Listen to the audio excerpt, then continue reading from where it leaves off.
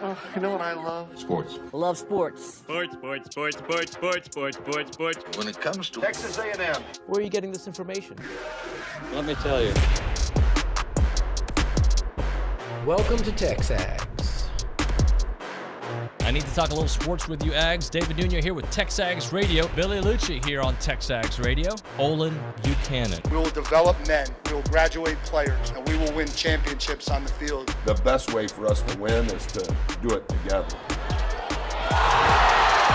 Do you realize everybody knows who you are right now? I think we're coming into this year with a new confidence. Schools are like, we're freaking Texas A&M, man. Like, that's about as pretty a throw-catch combo as there is. I saw the safety roll, the slot fade. I knew where I needed to put the ball. You had no other option but one hand at that point. Yeah, man, 50-50 ball, I got to come down with it. You know, if I'm betting on anybody, it's the Aggies.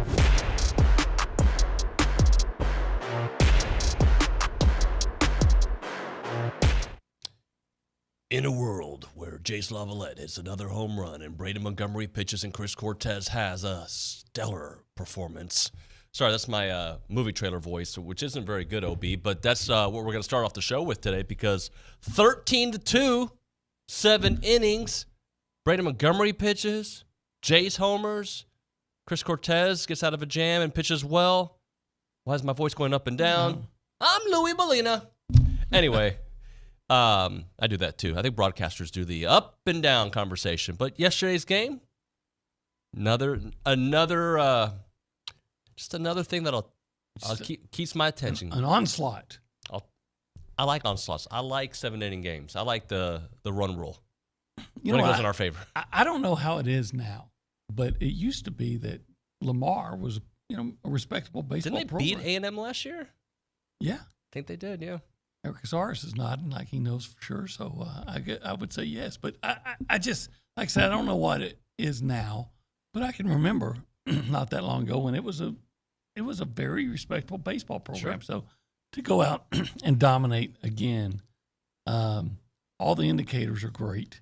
Now we get to find out more about them this week, but it's almost like batting practice with these guys. Yeah, I was listening to on the radio, and there was almost a home run that the center fielder, I guess, for Lamar was able to just kind of swat the ball back in. He couldn't make the catch, but he was able to, and I can't even remember who was hitting. He couldn't make the catch, but he was able to get enough glove on it just to keep it from going out. I mean, that's what it's come to. Can you just limit them to doubles? Well, Teddy Burton, another homer, 3 for 4 yesterday. Several performances yesterday that we can highlight. We also had Gavin Grahovic again in the leadoff spot, looking excellent as well. I've already talked about what Jace Lavalette did and he continues to do. It doesn't matter the day. It's fun to watch this team offensively. By the way, Jace Lavalette, excuse me, went 3 for 4. Mm-hmm. He had 3 RBIs, had that home run, which he didn't even think was going to be a base hit when it left the bat. It was like it went super high, and it just kept on traveling. I wonder if you could make a lava lamp that's kind of in the shape of Jace Lavalette, so you could have the Lavalette lava lamp in the shape of a Teletubby. You don't know? Yes. Because he's Lord Tubbington. Oh, okay. I was just thinking of, why is that? Bronny explained the story yesterday or Monday on the show. I feel like, and Nick, Nick's not in here right now, but I feel like it was, who was it? Hayden Schott, I believe, said he looked like a Teletubby or something like that. See, I don't know what a Teletubby is. It was Ted Burton. No. Yeah, Hayden Schott. I was right. All right, so Hayden Schott thinks he looks like a Teletubby. And then they called him Tubby, and then he became Lord Tubbington. When I think of Tubby, I think of somebody's a little bit, overweight. He was just giving him a hard, Yeah. I mean, if Hayden Schott yesterday, it was like, hey, talking about Braden Montgomery on Twitter. Every day he's got something funny to say. Hey, this Braden Montgomery guy, he learned a new skill yesterday, something to that effect. Learn how to pitch. He had something to watch out for, scouts. I heard he threw a strikeout. Had a strikeout in an inning of work. Look at that. I believe he faced the minimum. So good for him, Braden, getting in there. Schloss did say after the game, if he pitches like that, he's going to pitch more. He's going to get more opportunities. So good to see him. Just look, I like being happy. Yeah, what are they, 8-0 now or 7-0? Yeah, I mean, think about it, OB. We have done more misery radio since I've been here than happy radio. Baseball, women's tennis, women's golf, men's golf, Sammy Bennett. There's been some good things. But, like, let's be honest. 90% of our show is about Aggie football. Yes. And Aggie football, other than a couple of disappointing overall. Other than a couple of times where people, stormed the field, has been very disappointing. And you were you working with us when they stormed the field? I can't remember how. Twice I've been here for storming the field. They've stormed the field twice. Since I've been here, yeah. Okay. Alabama and LSU. And LSU, yeah. Okay. Yeah. Like, other than that, football's been a disaster with some moments like, okay, I see it. Basketball, knocking on the door. Now the door has been pushed back. It's a bigger property now. You got to keep going to the door. Yeah, let's see if that door doesn't get knocked down tonight.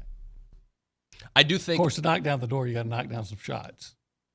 Well played, sir.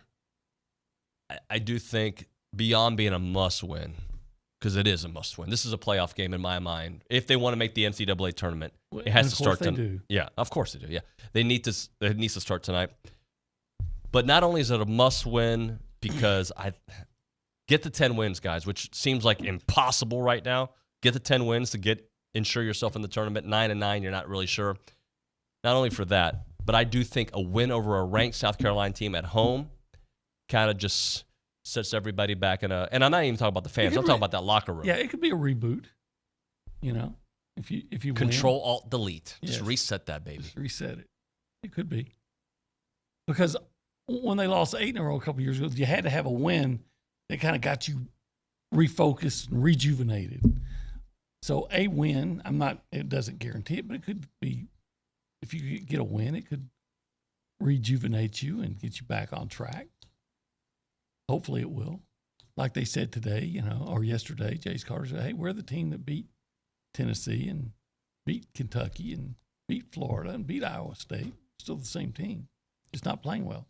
They still think they're a good team that's been playing bad basketball.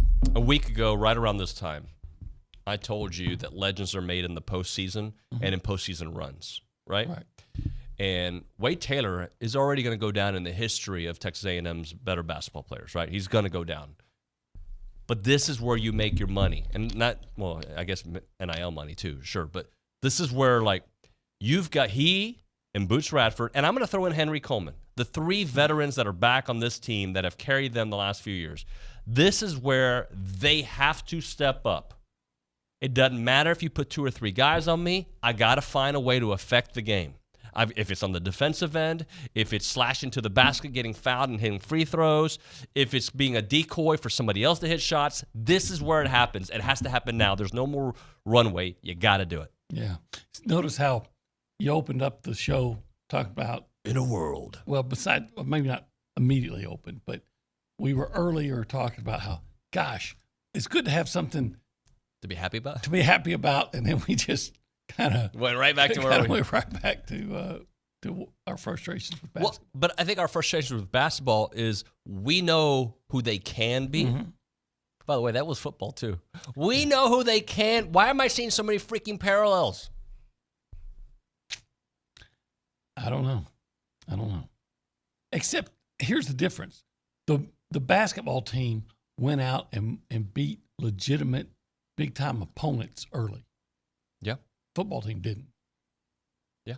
Football team went to Miami and looked inept. Well, I'm just saying in general over the last 3 years, football. But I guess the point is to add to the frustration. I mean, the football, we just expected more.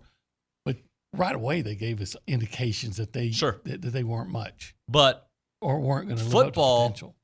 And we're going to get into some football because there's one part of the Elko interview on 80 Staples we didn't get to yesterday I want to talk about today. But football, you could make the argument, although looking back, maybe not as much, but they have the talent.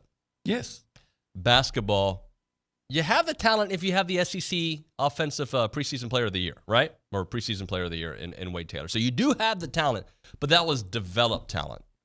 People weren't talking about Wade Taylor Maybe a year ago today they were, but a year and a half ago they weren't. I think as a freshman, you looked at him and thought, man, this guy's Can be good. is going to be a good player. But the focus when he was on freshman was on Quentin Jackson and Boots. And then last year became. But it became Wade really in January, February. Yeah. Yeah. Well, we always talk about the February surge that we're not having this year. Well, there's a surge. It's just going in the wrong way. More of a purge. Yeah. Cell phones are out. Yeah. Well, maybe you can get turned back on tonight. Yeah. Just got to ask the folks overseas to allow it. Sorry, did I say that? Bottom line is it is a must-win. It has to get done. By the way, this is Coffee Talk presented by TexAgs Coffee. Beat the hell out of morning by going to texags.com/coffee. Let's give away a coffee. Okay? Okay. Let's do it by text because yesterday I kind of confused the folks with the phone call. Text. So the Aggies won by 11 runs, right? 13-2. Is that right? So I want the 11th text message that says coffee. Eric Casares will get that information, and he'll tell that person that they won the coffee, and then you got to come to TexAgs, or maybe we'll even mail it to you, depending on where you're at. So text message 979-693-1150. Must win for Aggie basketball. If they win tonight, does it give you enough hope that they're going to make the tournament? That's what I want to hear. You can call us or you can text us 979-693-1150. If they win tonight against a ranked South Carolina team that already has 10 wins, pretty much ensures they're going to be in the tournament, right? Like, pretty much. They're probably going. South Carolina. Oh, South Carolina. Yeah. Yeah, South Carolina's in. Yeah. So I believe. Let's get the 10 wins. Let's match South Carolina. Let's do that. Let's win. Let's hear from you. 979-693-1150.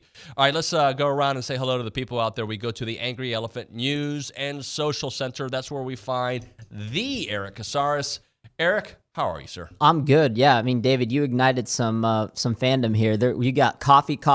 You got a bunch of people texting in, so we appreciate y'all texting in. So they're listening to you about that coffee. They want that free coffee. Well, let's get some free coffee. Let's do it, man. Let's give it up. Number 11. And you're going to have to do the math. You know how to count to 11, right? I do. I should have probably done 12 I sure hope it's so. A&M, but we're doing 11 for a particular reason. Well, we got 12 right now. All right. And counting. All right. So after the segment, you let them know who won, all right? All right. I'll do my best. I got two things for you this morning. So first of all, can I get 3? Can you get 3? Yeah. Okay. You can get 3. Let's see what you got. Okay. So first of all, going into that huge night for Aggie men's basketball team tonight, they're taking on number 18 South Carolina at Reed Arena, 7:30 p.m. So there's some things on the line here. You guys were talking about it, but trying to make it 3-0 versus top 25 teams at home. We already had those W's over Kentucky and Tennessee earlier, and at that time that they were both ranked number 6 in the country too. South Carolina has had the Aggies number over the last few years, 1-4 in the Buzz Williams era. They're also 4-3 at Reed Arena in SEC play. And yeah, this is a big chance for us to rewrite some wrongs here, hopefully get us some spark to get into the tournament and a chance to snap a 4-game losing streak, which is our longest since the 8 that Obi was talking about back in 2022. So Pack Reed, there's still a chance. I'm still very hopeful that we can get into the tournament, but we got to make a big statement tonight. Going back to what we were saying, is it a playoff game in a way? I don't know if it's a playoff game because even if you win tonight, you still got work to do. Yep. Well, in the playoffs, you do too if you win. You still got to keep playing. Yeah, but it's vital. If you lose this one, the best you can hope for is 9-9 in the conference, right? Mm-hmm. And that would include 2 road victories. And I'm to the point now where it's hard to be confident when they're on the road. Yep, you're exactly right. Casares, what else you got for us? Shout out to number 21 women's tennis. Got a W, got their 3rd straight win, 4-1 victory over SMU yesterday at home. Found themselves down early in doubles, rallied back, got the 4-point W, and they will now start SEC play here in Aggieland on Friday, March 1st versus South Carolina, 5 p.m. on Friday, and then they will also take on Florida at Sunday at 12 p.m., so come out and support. Get it done. Sorry, that was aggressive. That was a little bit of an aggressive response. Need to be aggressive around here. Yeah. You know what? Every sport. Just you know what? Do the schloss. Annihilate teams. Annihilate them. I think we should make a shirt that says "Do the schloss." Do the schloss. In a world. What else, Eric? I guess since you wanted me to add 3, I'm going to go ahead and shout out the track and field team this past week. We had a really good outing up there in Arkansas. Yeah, you did. Obviously, Lamar Diston, I mean, she did some crazy things herself, but I just wanted to give a shout out to the team because last year on the women's side, we had 26.5 points. We were in 10th place. On the men's side, we had 42 points. We were in 10th place. I wasn't able to score in the 3K. I had to scratch from it. Barely scored in the 5K because I was limping because of a calf injury. This year, I scored in both events. Yeah. We had a couple SEC champions. Connor and JQ went 1 and 2. Sam Whitmarsh won the 800. So we went from 42 to 71, and that got us 3rd place this year. And the women went from 26.5 to 61, which got them from 10th to 4th place. So a lot better outing. And as Coach Henry was saying, we're an outdoor team, so I can't wait to talk to him at 9:35. Yep. I think it's at 9:20. Or 9:20, I'm okay. looking forward to having Coach Henry here in studio. OB, look, I'm going to do something that gets me into trouble sometimes, right? Just with because I don't ever think I can relate to that. Well, you've been there. Yeah. Not with anybody here at TexAgs, just in general. Like, I don't like to bring up fake news as talk show material, Okay. right? Unless I can make fun of them. So there's somebody on the chat, Filberto, I see you, about some rumors out there about A&M. And I'm not going to even tell you the rumors. I'm sure you've seen it on social media. This is what I'm going to say. Where do you get your news from? If Billy Lucci, Adrian Wojnarowski, Adam Schefter, who else? Like, who are some big names out there? Well, I think you just... I named them. That's it. Yeah. That's it. There's no more. If people like that like have... Staples. Right? Andy Staples, yeah. right? Our boy Josh Pate, not that he breaks news, but he's got a lot of great connections, and he does break some news sometimes. All right, if those guys report that Texas A&M is moving their campus to London, then you know what's probably happening. Right. Right? Not that that's the rumor, right? If a dude in Oklahoma who's got a lot of followers, but if you look through his timeline and a lot of the stuff he puts out there is debunked within a week or two, it's probably not true. Doesn't mean it's always not true, but who's the source? Who's the person coming with the information? Like, just because it's on Twitter and a lot of people have retweeted it doesn't make it true. You can make an AI of Olin Buchanan, and I hope somebody does this, saying that, you know, he wants to move to the Soviet Union or Russia, right? You can do that with AI. You can make your face and voice say it. But if it's not on this show, it didn't happen. Do they have beaches and palm trees in Russia? I don't think so. I don't think they do. Yeah, as big as it is, you would think that someplace it would touch something tropical, but I don't think it does. I'm not a cold weather guy. I think I'll stay in full disclosure, America. Every time I think about Russia, I think about Rocky IV. That's that's what I think it looks like. Yeah. That's it. And I know it's supposed to be beautiful. I just picture Rocky IV. But do you know what rumors I'm talking about? I don't. All right. They're big rumors, all right, that are unless Billy Lucci reports it, not true. Well, yes, I always say when A&M's a subject, don't believe it until you hear it from Billy Lucci. Right, and look, there's things that happen, and look, I'm not saying that this guy's always wrong. I don't know the dude. Well, I'm just saying that if you are wrong often with clickbait stuff, probably not the best source. Yeah, Oklahoma media has been taking a beating of late. You know, one dude who got mad at one of our players. I mean, it was a commit to Oklahoma who flipped over here. I think a football coach just won a $25 million lawsuit against the newspaper. Yeah. There. Just don't believe everything you read, unless you get an alert from TexAgs.com, right? Then you can probably believe it. There's no problem to it. You can believe it. All right, let's hit a break. When we come back, I'm going to bring up, because I was going to talk basketball in the next segment, but we already kind of talked about it. I do want to bring up something that Greg Byrne, the Alabama athletic director, said. Get your thoughts on that, OB. And later on, we'll talk a little Coach Elko and some of the thoughts he had with Andy Staples. Right now, though, let's do 12 under 12. Did you or someone you know graduate from Texas A&M within the last 12 years? Are you leading by example in business and in service? If so, the Association of Former Students would like to nominate you or would like to invite you to nominate yourself for the 12 under 12 Young Alumni Spotlight. They do this every year. The association recognizes a dozen Aggies who have graduated within the last 12 years for their business accomplishments, civic or military service, philanthropic efforts, outstanding representation of A&M's core values of excellence, integrity, leadership, loyalty, respect, and selfless service. And previous year honorees have been included in business and higher education, architects, petroleum, engineers, nonprofit executives, physicians, veterans, and members of the U.S. Armed Forces. 2024 nominations close on Sunday, March 31st. Be sure to submit a nomination soon. To learn more about the recognition and submit a nomination, visit tx.ag/12/12 nominations.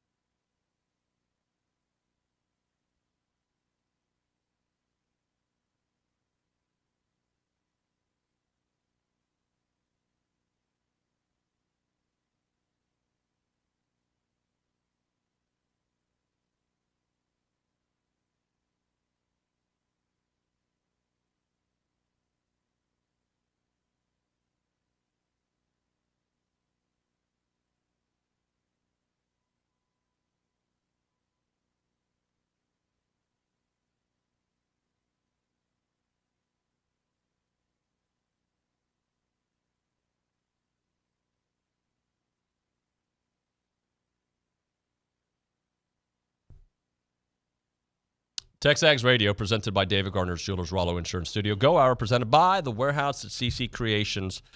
All right, OB, let's chit-chat a little basketball. Alabama's athletic director, Greg Byrne, says he believes forfeits could stop court storming in college athletics. I don't want to do away with court storming, but I don't want for players to get hit either. What do you think about that? Yeah, wasn't Alabama also saying, "Hey, let's forfeit if someone storms the football field"? You know, I think I don't think that's the answer because you know what they can do? Opposing fan bases can rally people that aren't necessarily to storm the field. Sure, and they do that. I think doesn't Barstool do that? I think they do like a thing, or maybe it's not Barstool. Somebody does that where they like, "Hey, let's storm the field if they win." Blah blah blah, and they, you know. Yes, it's been known that opponents would get together in all kinds of situations, sports, politics, to go in places to pretend that they're somebody else. It's happened. maybe about 4 years ago. Maybe about 4 years ago. But anyway, no, I don't. I think that's a stupid idea, and I think that's such a stupid proposal that I wouldn't want him to be my athletic director. I mean, that's the wrong way of thinking.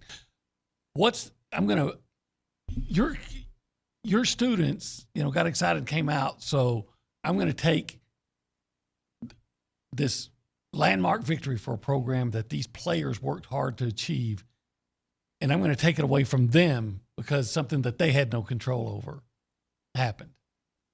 What do you think is the remedy, the fix? Just let it happen? No. Maybe, I said before, if you can, all right, first of all, start arresting. You can't arrest them all. Arrest who you can get to. And if you got arrested or if you got identified. For storming the court or touching somebody? For coming out on the court. Okay. If you get arrested or identified as a student, you're going to have to pay a sizable fine. It can't be a $100 fine. You got a $10,000 fine or you don't get your degree. So, but that would do away with complete court storming and field storming. That's what they want to. But what would appease the people who kind of want it, right? I think you want it, right? Like you enjoy seeing it. It doesn't bother me, right? I could get excited for my team winning and stay in the stands. I could head straight to Northgate. The Aggies won. Let's go. It doesn't have to be on the field. How about this terrible idea? You invite them on the court after a big victory. Under the parameters, you wait till the other team leaves. Hey, okay. We're going to let you on, but for this to happen, let the team have a minute to get off the court. 30 seconds, like they do with the referees. The referees is like you've seen those police around them, right? They're off. Like as soon as the game, and they won't even let media walk by. Like they are. It's like the FBI or Secret Service. All right. Well, how about that? It loses some of the spontaneity, but okay. But you can do it fast. You got 30 seconds. Fine. You can incorporate both. Because there's going to be a 1 minute period. Of course, the teams always want to shake hands, or typically, but there's going to be a period, and then you're invited. And okay, but if you come on before that, there's going to be serious ramifications. Yep. If you cross onto the playing surface. How about this? Maybe court storm or field storm on monumental victories, not just big victories. I loved that. It felt good when the fans stormed the field for the LSU game. But I don't know if that game was. But I'm not the one who decides. The students do, right? Like they're the ones who decide when it's. But to me, let's make it worth something. Well, when I lived in Austin, Texas had the field stormed on them 4 times in one season. I remember a writing friend of mine wrote, after they'd lost to Missouri, and Missouri stormed the field, says, if you're in the goalpost business, you got to love the Texas Longhorns. Another game, another order, right? Right. Because people are always storming the field, tearing down the goalposts, right? But you're saying, well, how do you define what makes it a big victory? Or maybe it's because its opponent that's not really that good, but they have a, name recognition, or they've beaten you a lot. Right.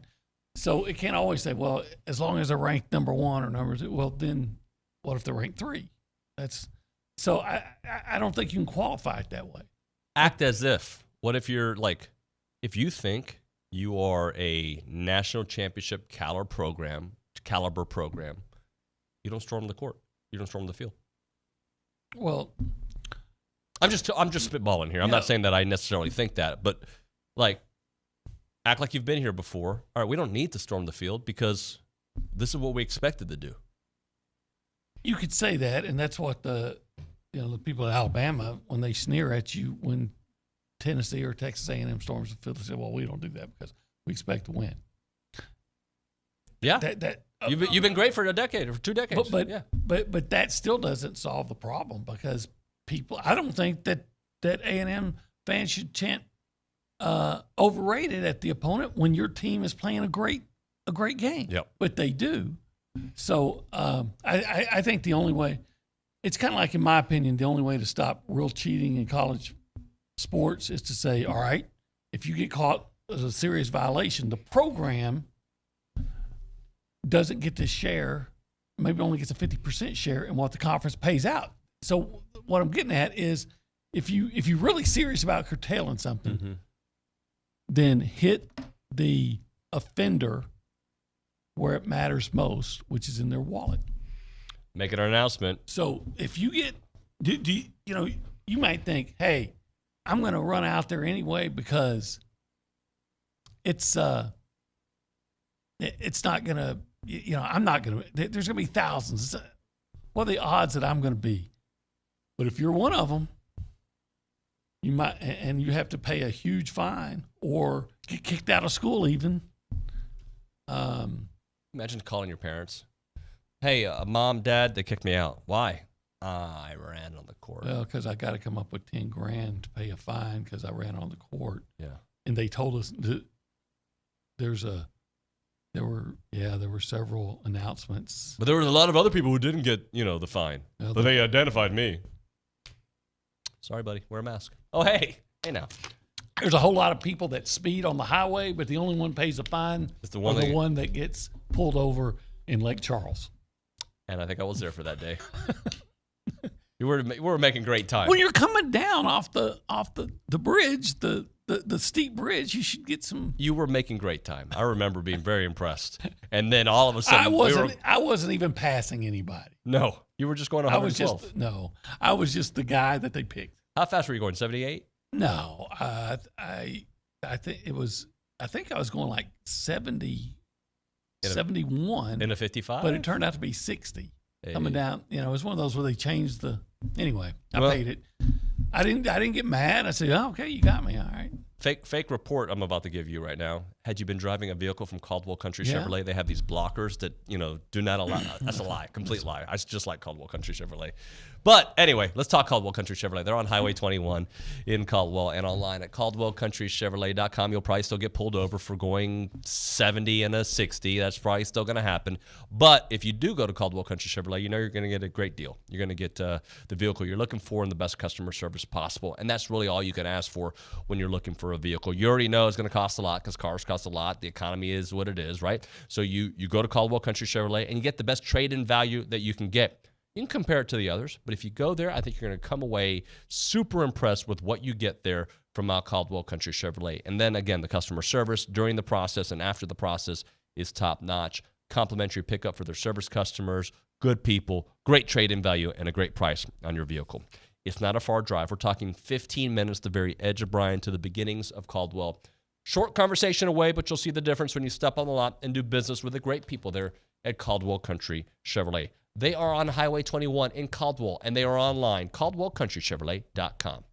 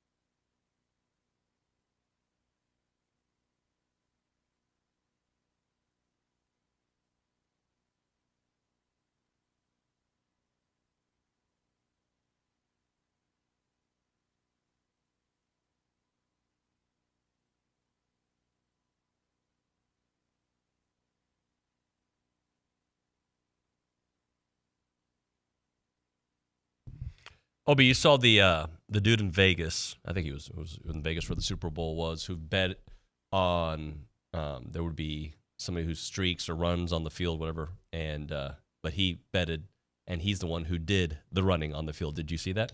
Pretty genius. I heard about there was a streaker. I didn't know he bet on him. Yeah, Eric, see if you can find the details on that, because I believe I don't know what the numbers, but he made a lot of money, and I'm curious if Vegas is now going to be like, all right. I wonder if there's some fraud in that.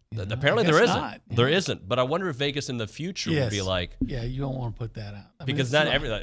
I mean, if you can make $1 million by doing it, would you do it as a member of the media? Heck yeah, you would. They're calling him the Super Bowl streaker.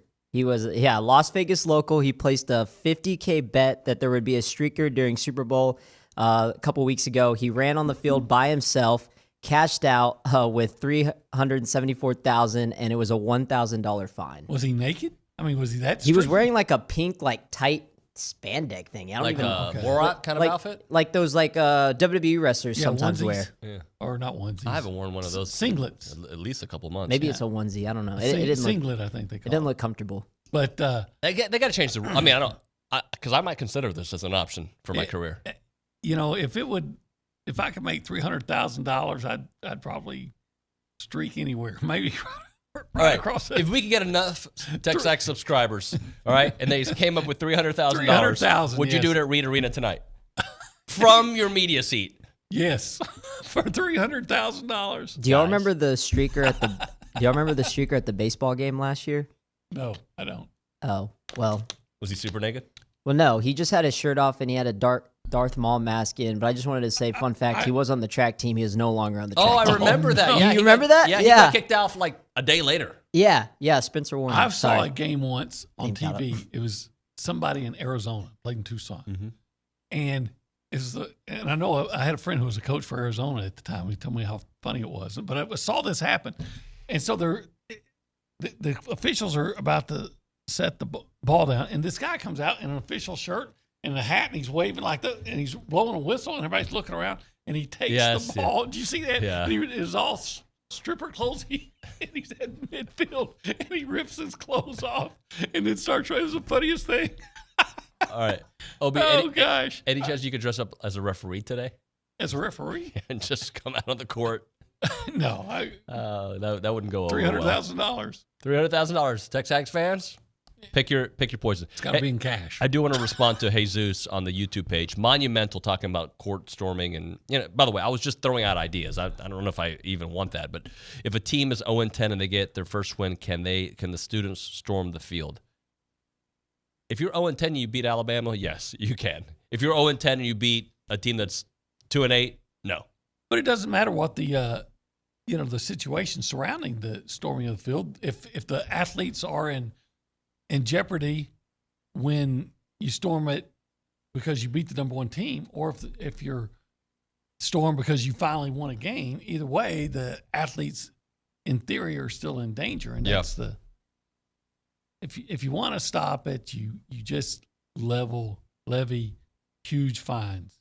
Hey, Eric at the Angry Elephant News and Social Center, read Pat's text message about this topic if you don't mind.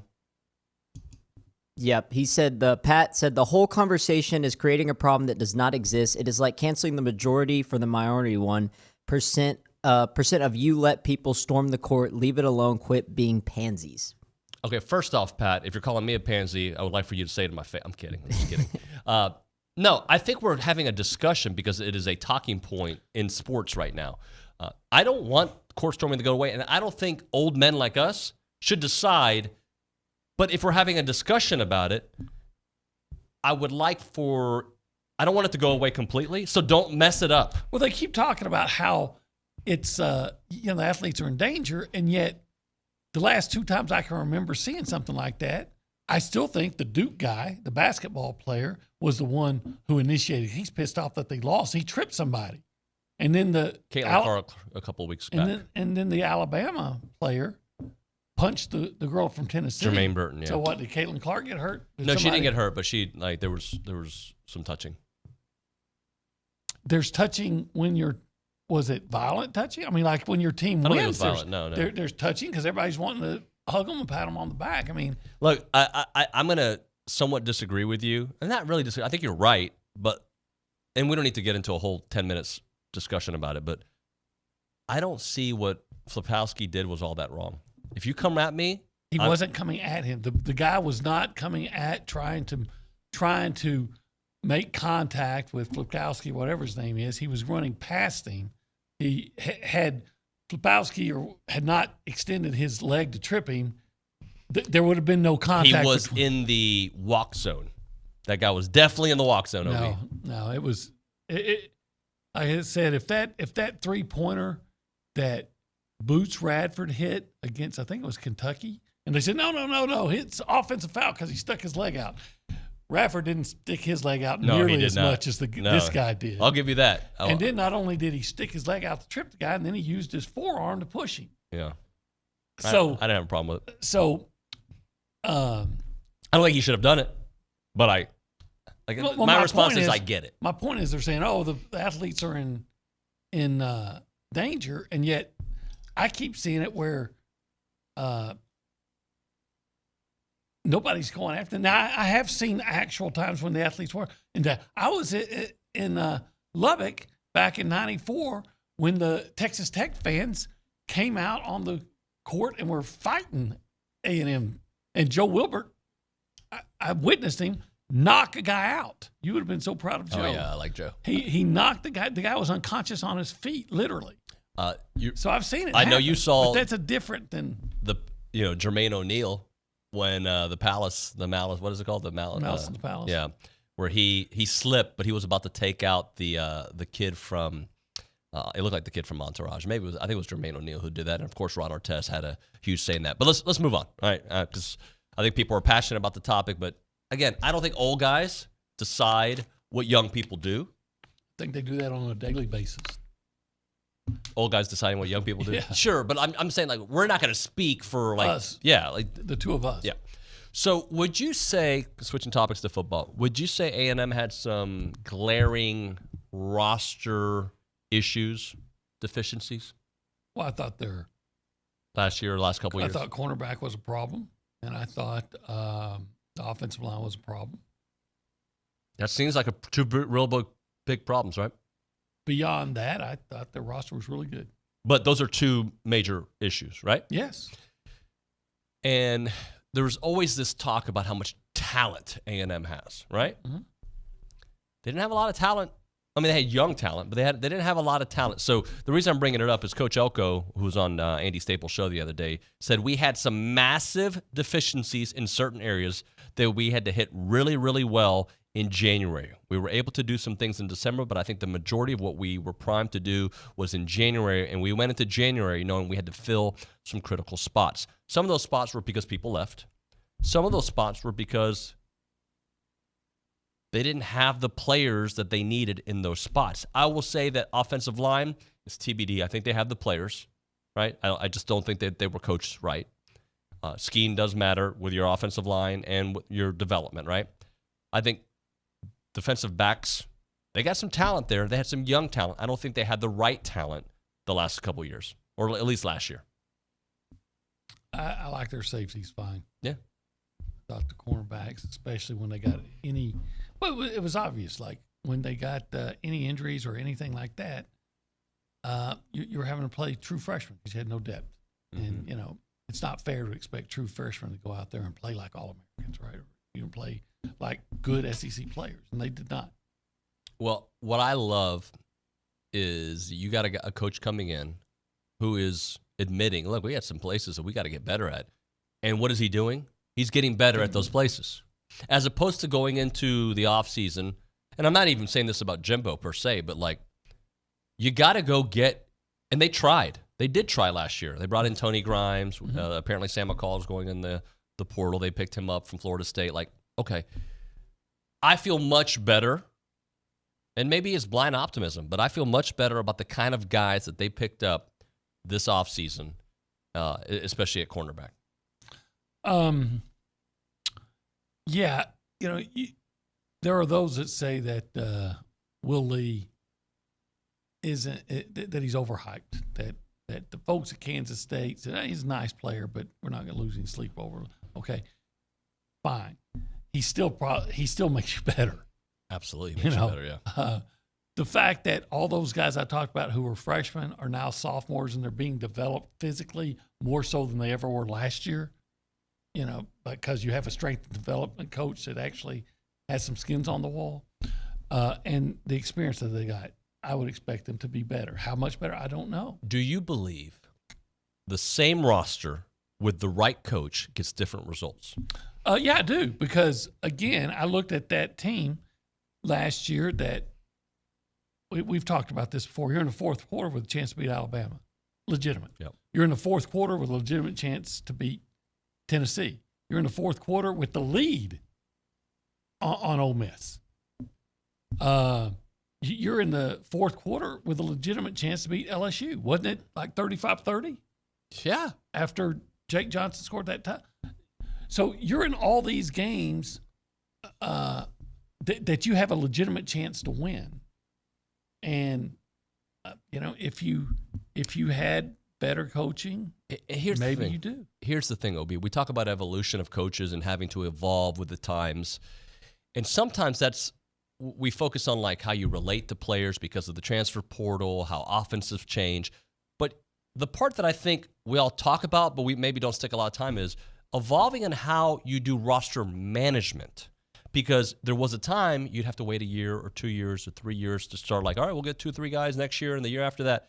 Now you have the opportunity to fix a glaring need immediately. And a school like Texas A&M or any top program should be able to go fix those issues. Are you going to fix every issue every year? Absolutely not.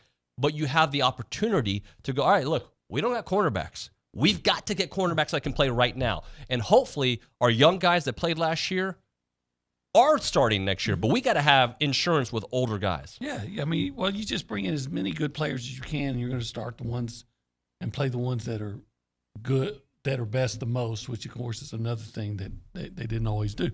But I'm reasonably optimistic for an improved team. Just when Elko hired a full-time special teams coach. Yep. I mean, how many times at A&M's on field goals did their linemen just get pushed back? Often. I mean, you look at the go back and watch the blocked field goal by Alabama, and Strickland and a couple of guys just knocked off their feet backwards. Let's hit a break here. I'll end it with this text message from Dave and Edmond. Listen to OB. The fans are more in danger from the players than are upset that they just lost. The players are fine. The recent issues are because the poor losers initiated the contact. All right, that's one perspective. We'll hit a break. We'll come back. We do need to get into some news that Bronny did confirm on the boards yesterday. We'll get into that next on TexAgs Radio.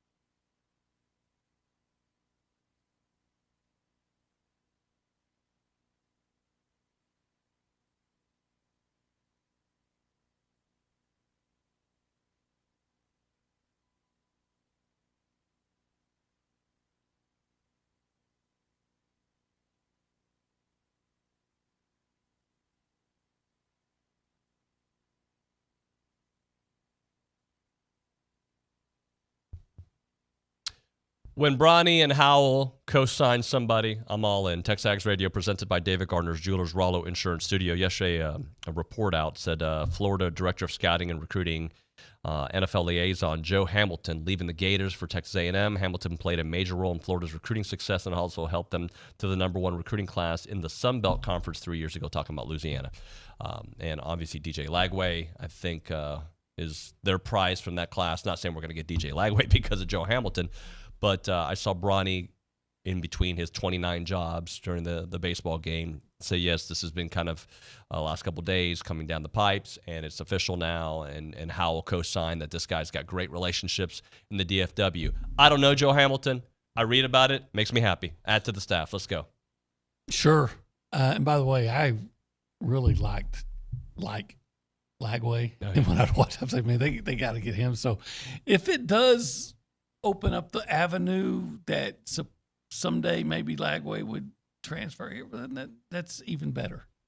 Yeah. Nuño, help us fans understand about the last regime. We all thought that Jimbo came and brought discipline that Sumlin was lacking, some strong recruiting, but now we hear he didn't go to the Texas high school events. I'm confused. Well, those are two different things. I think Jimbo had discipline, but his discipline was yelling in the moment. I don't know how much follow-through there was. Jimbo would yell at you, and but you know, and obviously the Moose situation, he did not allow Moose to come back. Yeah. He gave Moose the option if Moose would take it off. Right.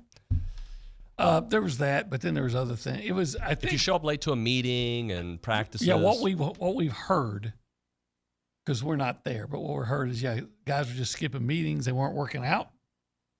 You know, it was kind of like, you're supposed to, but if you didn't, okay. I'll make this comparison. There are certain parents that, of course, get mad about certain things, and there's discipline to it. And there's others that this is the standard, this is the expectation, and if you don't meet it, we don't need you. Yeah. And I think that's what we're getting right now with Coach Elko. That's what it feels like. I think so. We'll see. We'll see if it works. Yep. Obi, thank you, sir. You bet. When we come back, we're going to go live to Indianapolis, where John Harris is going to give us a little snapshot. I think his camera will be on, so we'll be able to see some of the combine things. We'll talk to him about stories that are developing there. Plus, we've got Coach Henry coming on the show. We've got Tom Schuberth to get us ready for tonight's big basketball game against South Carolina. We'll get to your text messages and more. You're listening to TexAgs Radio, presented by David Gardner's Jewelers and the Rollo Insurance, and this concludes the Go Hour, presented by The Warehouse at CC Creations.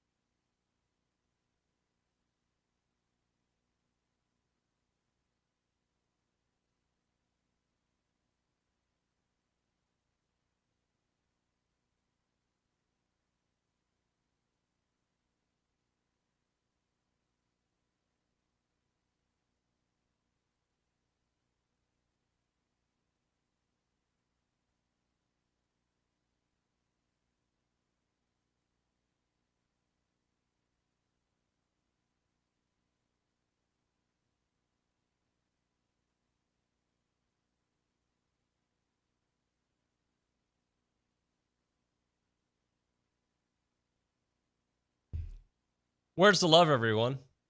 I think it's in Indianapolis where John Harris is at. TexAgs Radio, presented by David Gardner's Jewelers, Rollo Insurance Studio. Let's go to the hotline. We are joined by FootballTakeover.com's John Harris and, of course, Texans sideline reporter. What's up, Johnny? What's up, David? How you doing? Good, buddy. How you been? Well, I wish I could kind of take you on a little tour and kind of show everybody, like, what's going on. See my friends with the Bills over there. Yeah. Getting things done. Right there, you can see the voice of the Texans, Mark Brauninger. He's all excited about being on TexAgs. So, yeah, there's all kinds of stuff going on here. I'm sitting right in the middle, literally. We're right in the middle of Radio Row. All kinds of TV crews and general managers, head coaches flying through here doing interviews with their teams. And we had D'Amico yesterday. So it's kind of the nexus of the NFL world right now. Just went and saw Edge Cooper up the podium. Got a chance to listen to him for a little bit. So it's good stuff. I am actually missing McKinley Jackson right now. So, yeah, I did get to see him at the Senior Bowl, so that's okay. But I'm missing McKinley right now. McKinley Jackson, Tamondre Sweat, and a few others are actually on the other side of this blue curtain right here doing interviews with the media. So that I'm missing right now. I'm sacrificing for you, David, for TexAgs to be able to discuss. But get a chance to Edge this morning. So, Johnny, let's get into some of the Edge stuff that you heard. Tell me some of the things he was saying and just how he's being received there. You know, one of the things I always find interesting is when a guy's little placard goes up to the podium and it says, this guy is going to be there. And they cycle him in like every 20 to 30 minutes. And you look at the crowd that starts, the media crowd that starts, ending up around that particular player's podium. It was pretty interesting to see Edge Cooper with like 7, 8 deep people. I mean, it was impressive. I even saw a couple of A&M pullovers that were filming Edge and probably doing something for the website or 12th Man Foundation or something. It was interesting to see that many people around him because you kind of feel like, okay, he's our guy. He's the guy that I've loved. I've had him, kind of since 2 years ago. I put him in my Harris 100. I don't think he had a great 2022, but I thought he had a great 2023. So he was asked, hey, what's your best game? And he's like, well, I thought my Alabama game this year was his best. I thought his best game was South Carolina. I thought he's incredible. And that's the game that I did a breakdown on, which you can find on my YouTube page at JH Football Takeover. He was tremendous in that game. But he was really good against Alabama. They asked him, who's the toughest player he went against? He got this big smile on his face. And he went, Jahmyr Gibbs gave me the business in 2022. And I'm sure there are probably some Aggies going, yeah, we remember that. So, it was good. One of the things about, getting a chance and this is what I always find kind of fascinating because you get a chance to see these guys. They do press conferences at A&M. They do different things. They're on campus. Sometimes they go into studio with you guys. You get a chance to see them and meet them. This is kind of the first time for us getting to do that. And so when I was doing an interview with Sports Radio 610, Edge walked by me. And I was like, I think that's Edge and Cooper. I'm not sure. And then he walked by again. And I was like, man, I think that's him. Went up to the podium. And sure enough, it was him. And so you just get a chance to see them in the flesh. You get to listen to him, get to hear him talk. You get to see them smile. It's so funny when he's talking about Jahmyr Gibbs. He got this big smile on his face, and it was like, okay, this guy's going to fit somewhere. He talked about Fred Warner being the guy that he really tries to emulate and tries to play like. And I was like, in my mind thinking, well, wait a second. Fred Warner learned everything he knows from one D'Amico Ryans. Edge Cooper could learn all of that from D'Amico Ryans. Boy, that would be fun. I just don't think I don't think we're going to be looking at linebacker at 23, and I think Edge is gone before our next pick at 59, but he would really fit next to Christian Harris. You talk about two fast-moving, unbelievable, just blurs on the field. It would be great, but I'll be curious to see what Edge does in testing. I didn't hear whether he was asked about, what testing he's going to do, but a number of guys are already, I'm not testing, I'm not doing this, I'm saving it for my pro day. Like, okay.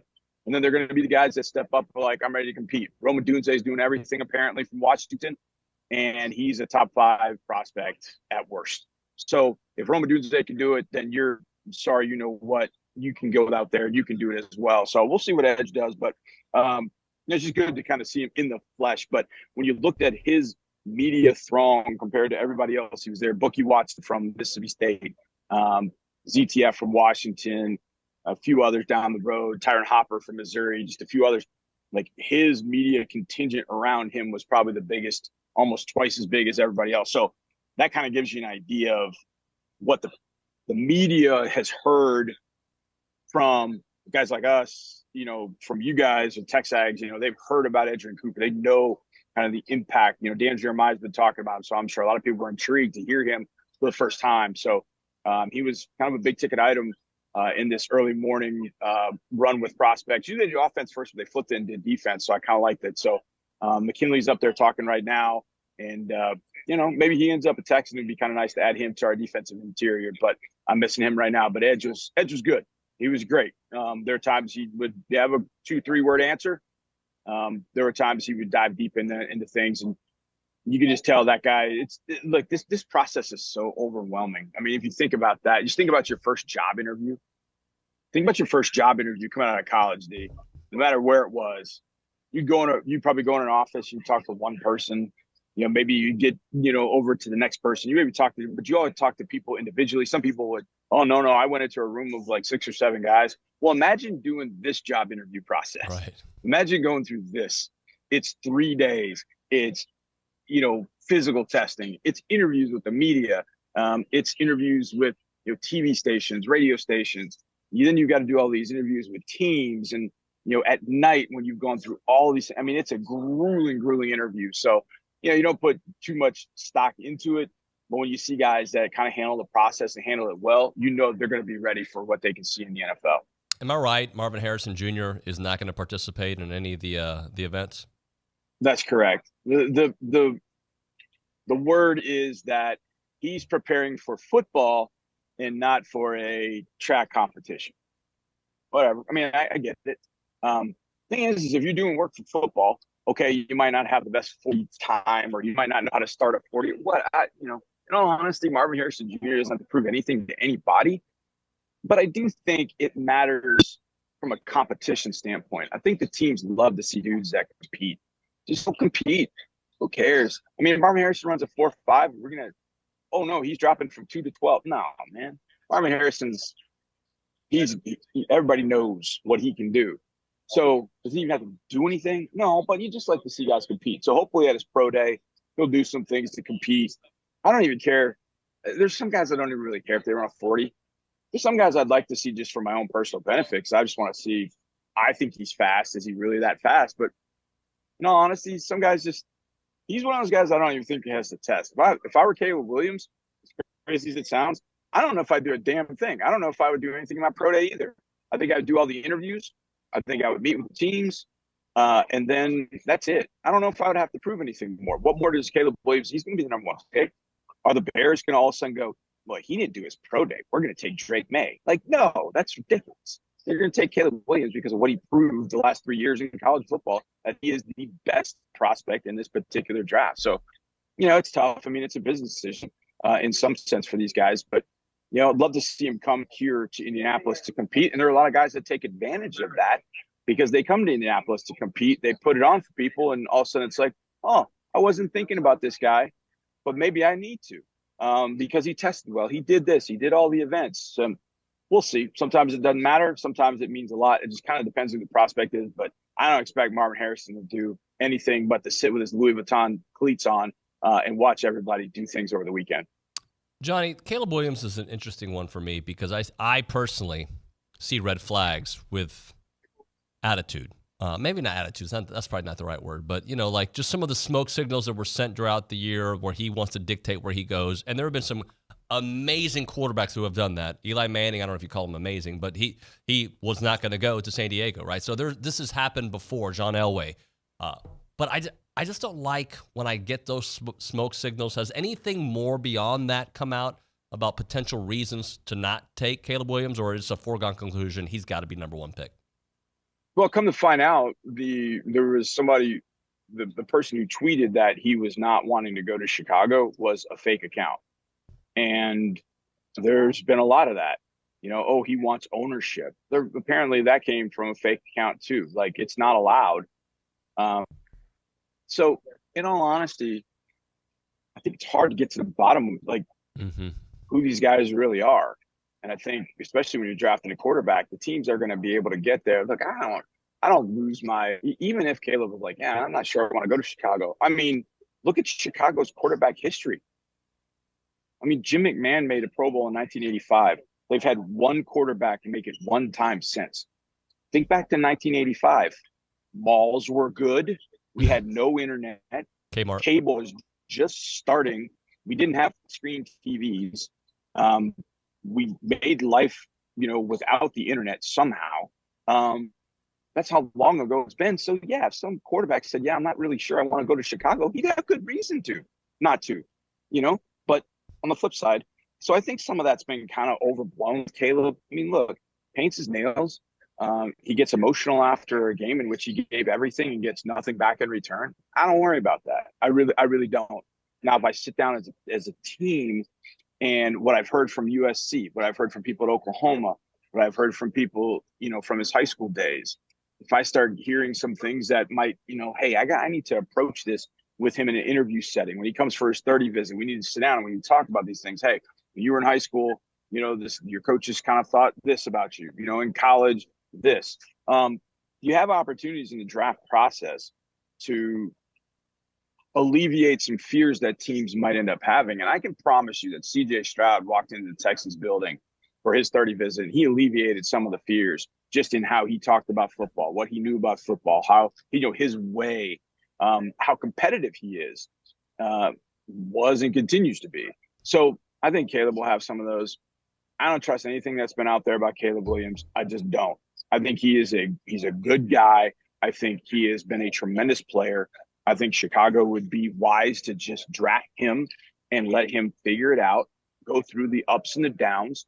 I think Kyler, and I know Kyler Murray's kind of a bad word on TexAgs, but if you look at Kyler Murray, when Kyler Murray was coming out of Oklahoma 2 years after he had left A&M and how that all went, and everybody said, what about, well, he's a pampered, he's a pampered brat. He just always gets his way. It's, all these kind of things. Kyler Murray last year in 2023, after he came back from the ACL tear, was a completely different guy and quarterback than he had been prior to. I mean, I saw it in Houston. Man, that guy put the Cardinals on his back and was trying to carry him to a victory. We luckily played well enough that day, but I'd started seeing a difference in Kyler Murray. He'd faced a little bit of adversity. How was he going to handle that? So sometimes that whole kind of maturity growth thing doesn't happen in college, doesn't happen right away in the NFL. Sometimes it takes a few years. And I don't know, maybe Caleb's that guy. Maybe that's not even an issue.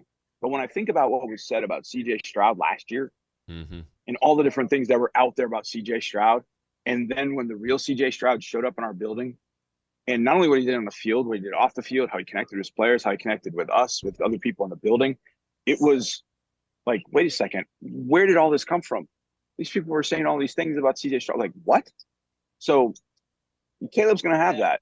You're going to have some people that think he's polarizing. I just think he's a really damn good player, and the Bears are going to get a great pick. Now they got to move Justin Fields. And Ryan Poles yesterday, about 100 feet from me, just said, yeah, we want to do right by Justin, so we'll try and do it as soon as possible. So, I mean, I think the Bears have got a really great situation from that standpoint. Get some draft capital for Fields, bring in a quarterback they think is better and has a better future and a higher ceiling, and see where you end up going at that point. Jane Daniels getting a lot of love for the second pick in the draft by several mock drafts out there. Johnny, I don't know where you have him in yours, but does he look like a guy that was perfect for LSU in that kind of college environment, or is he a guy you think also can flourish in the NFL?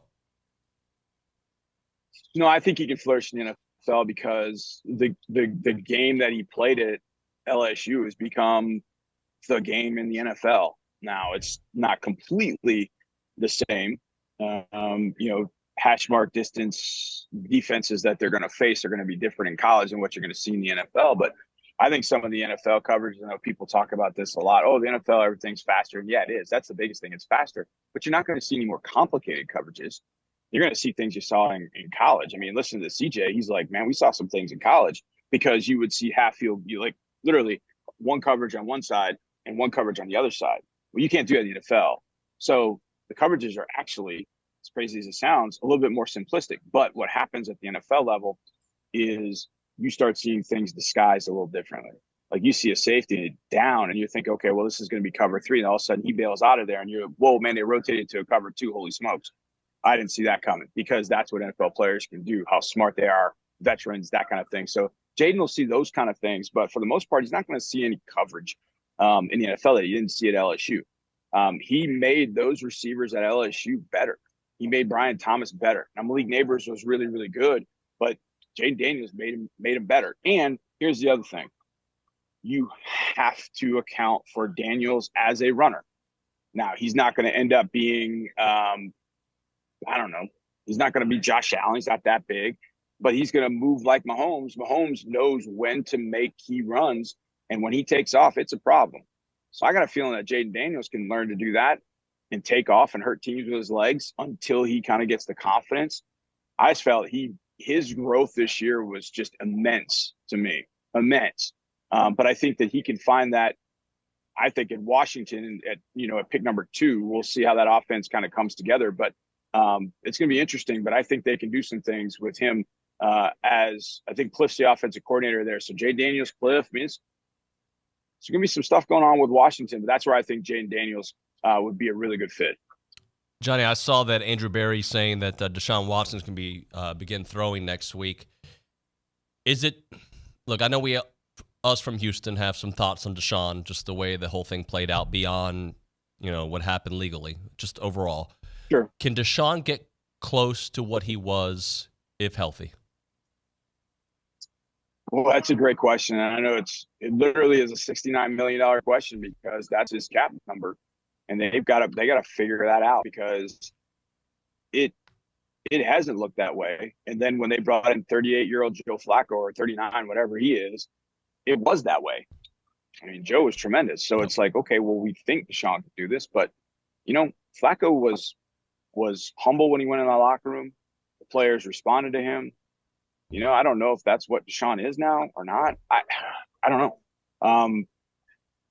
I think he can. I've always thought he'll bounce back. He'll bounce back, but we just haven't seen it. His decision making when he's been quote unquote healthy, like at the beginning of last year, wasn't good.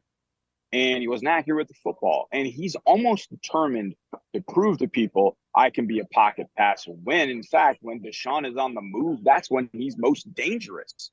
So he's got to kind of channel his 2018, 2019 Texans, Deshaun Watson, and just start taking off, start creating a little bit more.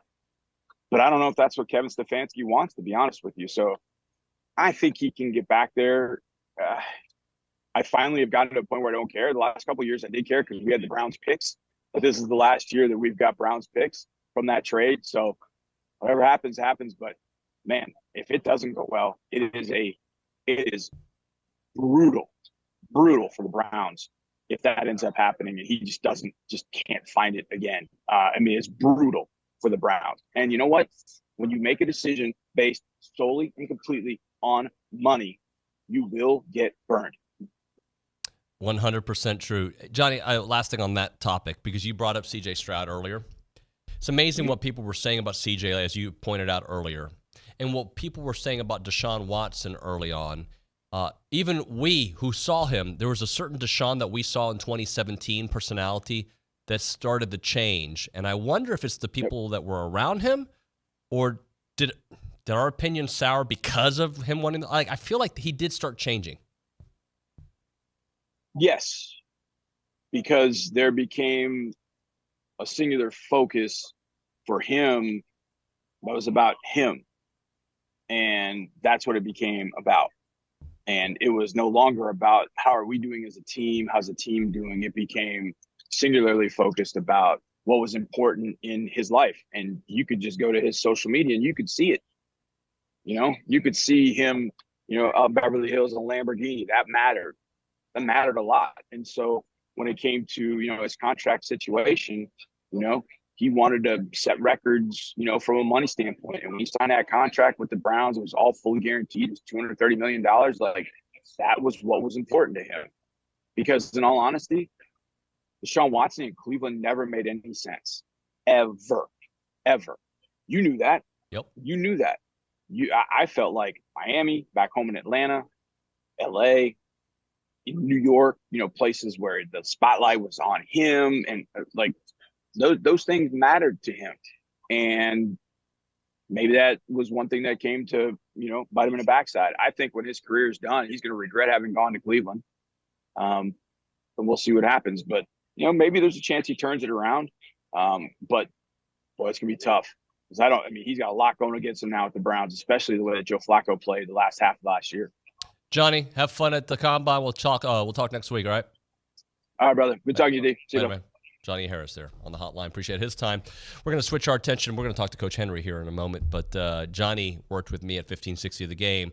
The program director at 1560 of the Game, that was a radio station in Houston, was a guy named Chance McClain. You've heard me talk about Chance McClain. I've known Chance for a long time. Before I even worked with Chance, I knew Chance through some mutual friends. He's great. Chance is the most creative, cool guy I know. And this is about to be a Heritage Film spot.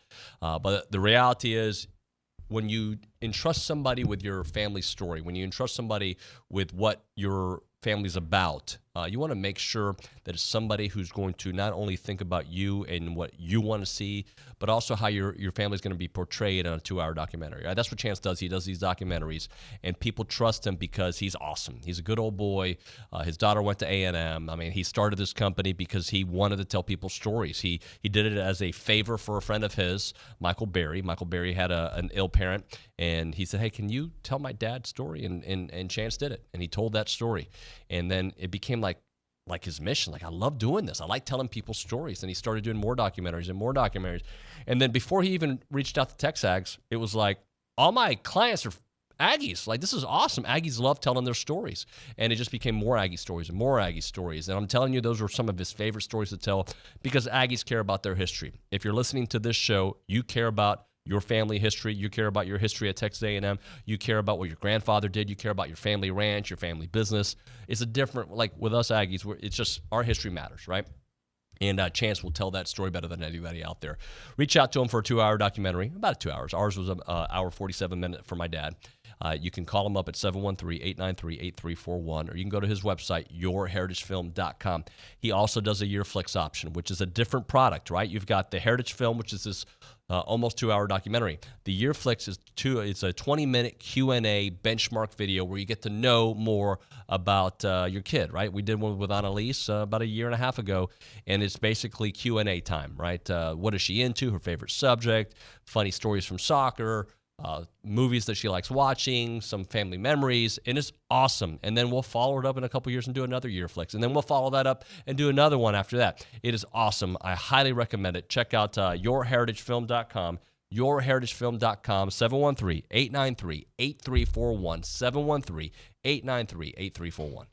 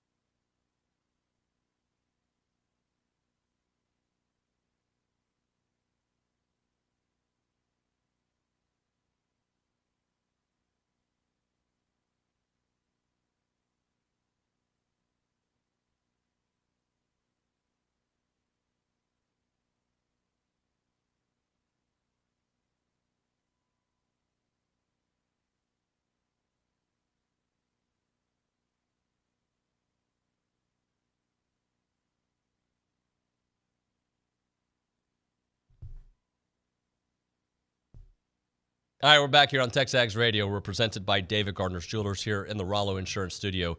It is time for our weekly conversation with Pat Henry here, brought to you by the Brazos Running Company, your local Aggie-owned specialty running store. Save 10% in-store when you mention the code TexAgs10, and check out that great location at Century Square. Coach Henry, how are you? Good morning. How are you doing? I'm doing well. So you caught me off guard because it was kind of funny. I asked you during the break, I was like, hey, has there ever been a field storming in track and field? And your answer was? Yeah, well, but we have javelins. We can keep people away. You definitely can keep people away. How you been? How you feeling about things? Good. We had an excellent meet. Yeah, you did. Our team performed very well on both genders. Both did very well, and you can quantify it in my sport, which make my sport's different. Every time you do something, you're either measured by a clock. Mm-hmm. or a stop or a measuring tape. There's no subjectivity ever. So we know when we had great performances. And so if we have those kind of performances and we have a whole lot of them on the same day, then we have the opportunity to be good, and that's what happened this weekend. Third and fourth, I don't want to be third and fourth in the league, but third and fourth in our league is big time. But we're trying to win it every time. Yep. The disparities show up at the conference level, though. The amount of not necessarily aid, but the way some institutions work their aid is different than another institution. So really the playing field is not level. But it's the way it is, and you compete that way. I credit Eric for getting me ready sometimes for these interviews, and a couple things that he has mentioned before too is that your team is an outdoor team that is really good at indoor. Yeah, I think we're we base our team on putting together an outdoor championship team. There's no 4x100 meter relay indoors, and we try to be good at that. The intermediate hurdles are a big event for us. We throw the javelin well outside. We've got the discus that we've done pretty well at outside too. So you start adding events like that, it changes the whole makeup of your team. Eric also mentioned about change, that you preach it often. What changes from last year to this year? Maybe it's in training, maybe it's in mindset, to be able to have the success you had this year. Well, it is what you think. I mean, all these young people, it's about growing between your ears. You're going to get better physically. We're going to get better physically. We're going to train different for you. We know better what helps you to get better. And so that's a given.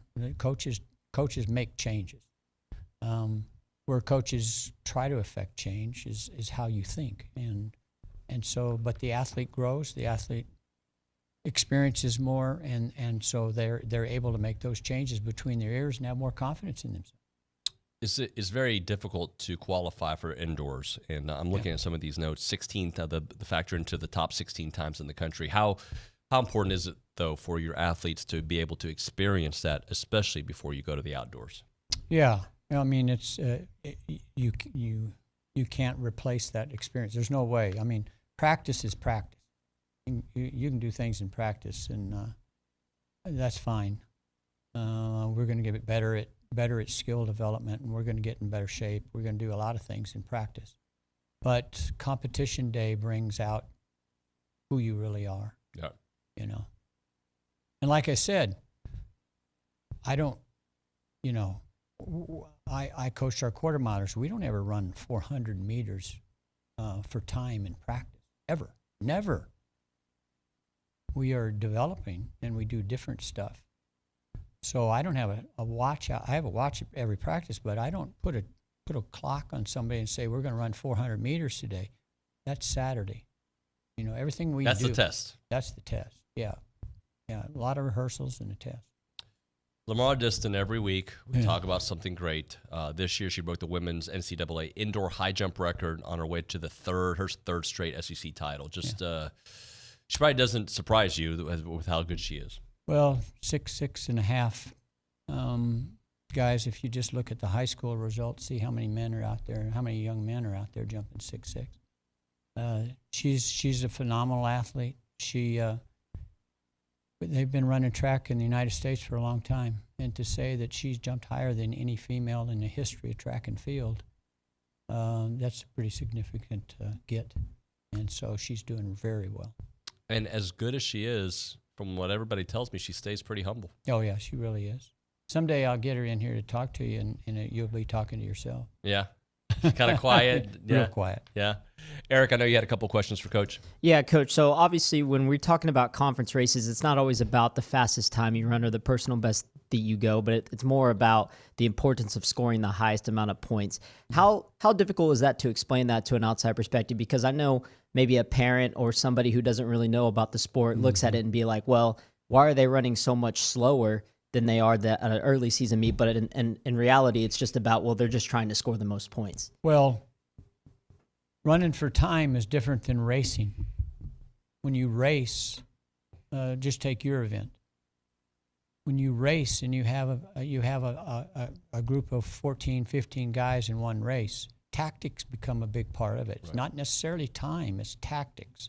And where you move, where you try to accelerate away from somebody or they try to accelerate from you, the tactics are what a championship meet is about. You know, you can say Bolt won the 100 meters at the Olympic Games. Not many people will really tell you his time.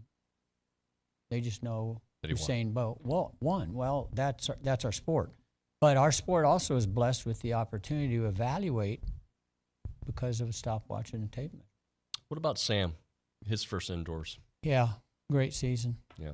He's going to miss out by about maybe 2 1,000ths of a second qualifying to the national championship. He had a great indoor season, but they'll take 16 men there. And right now, I'd line Sam up against all 16 of them, and he wins. He wins, yeah. But it's just where it was in the season, the level of competition that he had to qualify, and he kind of ran away from this field, and he's just a couple thousandths of a second off of making the meet. That's the difference, you know. Well, he'll be ready for outdoor, though. Yeah, yeah. And people who just concentrate on time, there's 16 men going to the national championship in the mile. All 16 have run under 3:59.5. We used to think 4-minute mile was well. Not only were there 16, I think it went down to 26 men ran under, but only the top 16 get to go. Right. So that tells you how tough it is. Yeah. So give me a little timeline. You all leave Tuesday, and just your thoughts heading into the championships. We were going to Boston, which we've never been to Boston. We've never been back east even for an indoor meet. That's a championship meet. So this would be new, and it'd be interesting. Lots of indoor tracks back east, always have been, compared to the west, just because of their cold weather. But I'm looking forward to it. We'll see what happens. You know, most of the national championships indoors sites have been either Texas A&M or Arkansas. Right. Because we have such good tracks. But there are a lot of really good tracks all over this country. It's just that one reason or another, we're a little more centrally located, and that makes things easier for people to come from both coasts. When you have to go to one coast, you have to go to Eugene all the time. It's really tough. Really tough on people. So, but the NCAA is the NCAA. They do what they do. They do. Best of luck to you, sir. Thank you. Yeah, thank you very much for letting us come in. You got it. And thank you to Brazos Running Company, your local Aggie-owned specialty running store. Check out that location at Century Square. All right, we're going to hit a break. We'll come back with a little basketball talk. Tom Schuberth, the coach, joining us. We'll break it all down next on TexAgs Radio.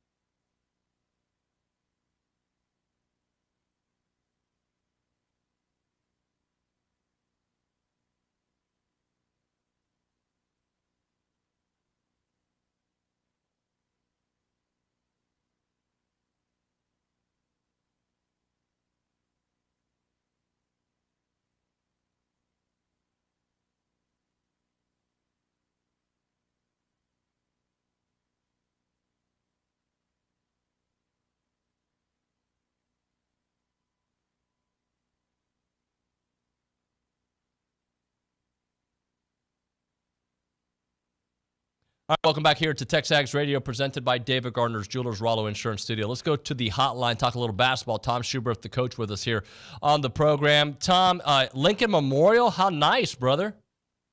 Absolutely. They're doing a little repairs or a little cleaning on it, David, but it's still always good to see Honest Abe Lincoln, you know. So we were up in there sitting on his lap, and now we're down here below the steps. Did you say repairs? Because I think we can repair Aggie I'm kidding. That was such a bad joke. But, Tom, when you watch this basketball team, man, it is collapsing at the moment. What have you noticed? Well, I think the concerns we had, you and I talking in the beginning, was the offensive execution, and just not getting quality shots was probably going to catch up to them. And I think in the last 4 ball games it has. And so until they start to either out-rebounding people like they were in the beginning of the year and turning people over, you know, the last 4 games, I think we've had more turnovers than the opposition. So that's never good. But you know, I'm always optimistic. I still think they're going to win, beat South Carolina today, and then they're going to defend their home court against Mississippi State. And if they could sneak one of those road games, I think they're an NCAA tournament team, regardless of what happens in the SEC tournament. Tom, from a coaching mindset, you understand that they don't get good shots and they force a lot of shots. How would you fix what you have with such little real estate and the talent that you have on the bench? Like, how do you get the offense jump-started again? Well, I think Wade Taylor needs to get quality shots, and however they want to do that, that's on their situation. But he's an elite shooter, David. I mean, he's as good an offensive player as there is in the country, especially when he's on a roll. And I think when he's got to take tough shots, it's hard to get in a rhythm. And then you and I've talked about Boots. When he gets to the rim, you can't stop him. And so what teams try to do, in my opinion, if I was guarding the two stars from A&M, I'd make Boots shoot, you know, mid-range jump shots or at least threes. And I'd try to keep Wade from getting a rhythm three and forcing him to drive it without fouling him, because he is a great finisher, as we've talked about. But the other thing is, I think, in my opinion, they've lost their swagger a little bit with the defense, and we haven't turned people over like we were in the past. Talking to Tom Schuberth here on TexAgs Radio. Wade Taylor recently averaging in his last 4 games 12.5 points per game. That's a couple 11-point games in there. Teams have always tried to stop him. I remember the way the University of Houston played him. I mean, they did put a lot of their attention on Wade Taylor. Why is it now catching up with them in such a poor way? Well, if you recall, David, when we made the comeback against Houston, Wade made incredibly difficult shots. And I'll be honest, as an opposition coach, if a guy beats you making tough shots, you go in the locker room after the game and you say, hey, it just wasn't our night. So people are going to live and die with that, and they're going to continue to do it. But the other thing is, I think, you know, you try to keep us off the boards, A&M off the boards, and they've been doing a great job of that. But I think, you know, our coaching staff will probably adjust, got to figure out a way to win some of these games. And then with having 6 quad 1 wins, I think that's correct, that it's still going to be hard to keep us out of the tournament if we don't have another bad loss. So, and we'll get into what kind of record that would look like in your mind, Tom. But how about speeding up the offense a little bit? Because I feel even though it looks reckless at times, for this team to score, you need Boots attacking the rim early. You need Wade not allowing the defense to get settled in. How much of that has to be kind of a mindset? When we get the ball, we're going. Absolutely. You hit it right on the head, David. You know, good teams, they usually try to score early when the defense isn't set up, or they take their time and then work the clock and then try to get a really high-quality shot late in the offense. So you hit it right on the head. I love when we're running and we get full speed ahead and work our way downhill. And then if they are able to cut off like someone like Wade, he's able to kick it out for a 3 to someone else, or maybe get it inside to one of our bigs to score. So, Tom, I don't want to say I've changed my mind, because I have not. But this week, after talking to a couple people, I'm starting to, I'm not warming up to the idea. In fact, I don't even know how I want to phrase this, but I hate that they shoot so many 3-point shots, me personally. I also have come to the realization they kind of have to at times, right? But I would love to see them not have to shoot as many threes, because they're not a good 3-point shooting team overall. Well, I agree with you. I'm surprised they shoot as many as they do. But I'll tell you what, David, if you play for Buzz Williams, as a player, you have to love it, because have you ever seen Coach Williams get on a guy for taking a bad shot or making a mistake? He's a very positive coach. So to me, that relaxes the players. You know, there's some coaches, you take a bad shot or make a careless turnover, they yank you from the game. Buzz doesn't do that. So I think eventually I'd like to see our confidence come back, particularly with Wade. I don't know about you, but he seems like a totally different player the last 4 ball games, almost like he's afraid to shoot it. And I know it's not coming from the staff. I don't know if that's ingrained in his head or he feel like he's failing. I wouldn't say he's the SEC Player of the Year, but he's still an outstanding basketball player that can help A&M win a bunch of ball games, and hopefully down the stretch he'll get his swagger back. How would you get Henry Coleman, I mean, who's actually playing better? He is playing better, but how would you get him to be more of an offensive threat? Would you move him to the 5 and see if his speed can at least kind of make these other 5s? I don't know. What would you do? I think that's a great way of doing it. Henry needs to get touches. He's too good of a player. His field goal percentage is the highest on the team. The thing that I always like to see, in my opinion, David, is when Henry shoots it, you usually have Solomon Washington or Andy Garcia on the opposite side. And what do they do best? They offensive rebound. So what teams have done, I think they've limited Henry's touches and made Solomon and Garcia shoot the ball. And sometimes they make them, but to me, the defense wins because those two guys are elite offensive rebounders. So hopefully they'll get some inside touches. Doesn't mean you have to shoot it, but it does allow the defense to collapse, and then maybe you kick it out to our three-point shooters. And it's proven in any level of basketball, an inside-out pass shoots the highest percentage shot of any shot in the game. So I hope we continue to utilize Henry. Are there any other ball handlers on the team that you semi-trust? Like Manny has his moments, but he's kind of erratic when he holds on to the ball, but he has his moments. Like who else can handle the rock to make this team kind of have some other offensive looks? Wow. I can't say, honestly, I have a great answer for that. You know, you and I both talked. I think Wade Taylor is more of a 2 guard. I think he can play to 1, but he's such a great shooter and scorer. But, you know, they found ways by committee to get the ball up the floor. I was a little surprised at some of the turnovers we've had in the last 3 or 4 games. And I think a lot has to do with confidence. And, you know, we win by doing a lot of things well. I don't think our identity is like we just have one thing that we have to do to win because we play so hard.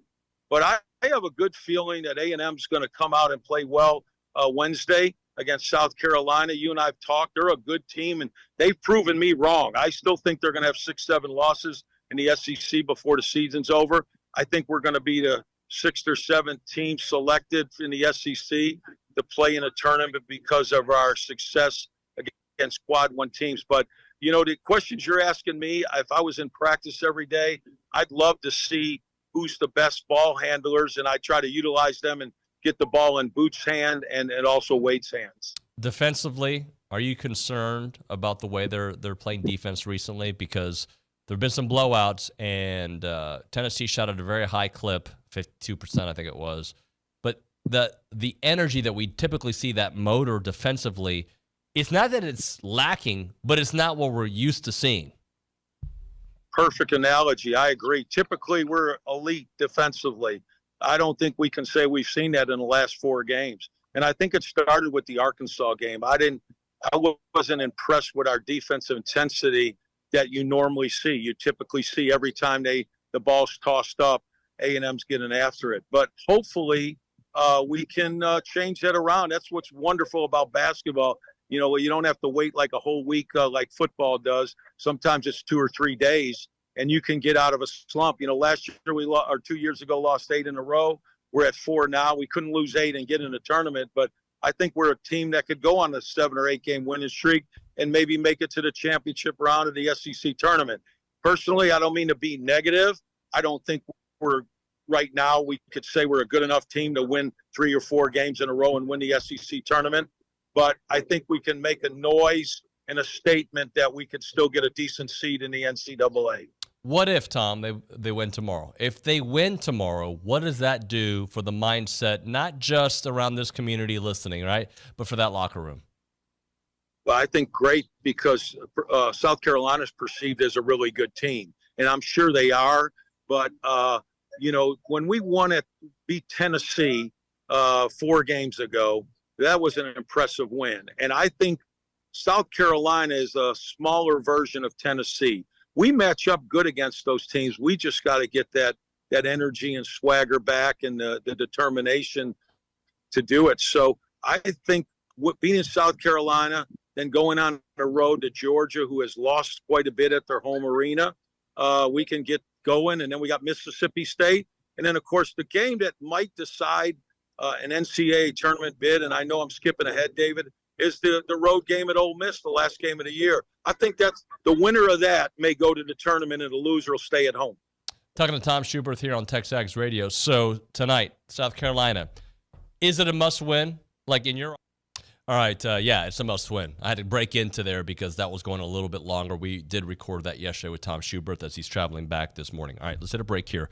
Right now, Milliken Reserve time, farm-to-table community in College Station. They got homes, they got trails, they got wide-open spaces with a mission to build a healthy community around nature. They are committed to treading lightly on the land that you can find Milliken Reserve on. And it's just awesome. Like, I wouldn't call myself an outdoors guy, but I love the outdoors, right? And I love being around the hiking out there, the biking out there, the equestrian trails that they have. Not that I do that personally, but I know a lot of folks that do. It's just a really great place. 30 miles of trails. They got the homes. They've got everything out there. They've got a extensive network of trails throughout a wooded landscape. That really brings families together, right? It's a place that family can get together generation after generation and just have a great, great time with all the animals you can imagine, the white-tailed deer, the songbirds, the rabbits, the turtles. And homeowners there at Milliken Reserve sharing a legacy of conservation, which means generation after generation, you come back to that pristine countryside place. Learn more at millikenreserve.com. That website, again, is millikenreserve.com. Go check it out.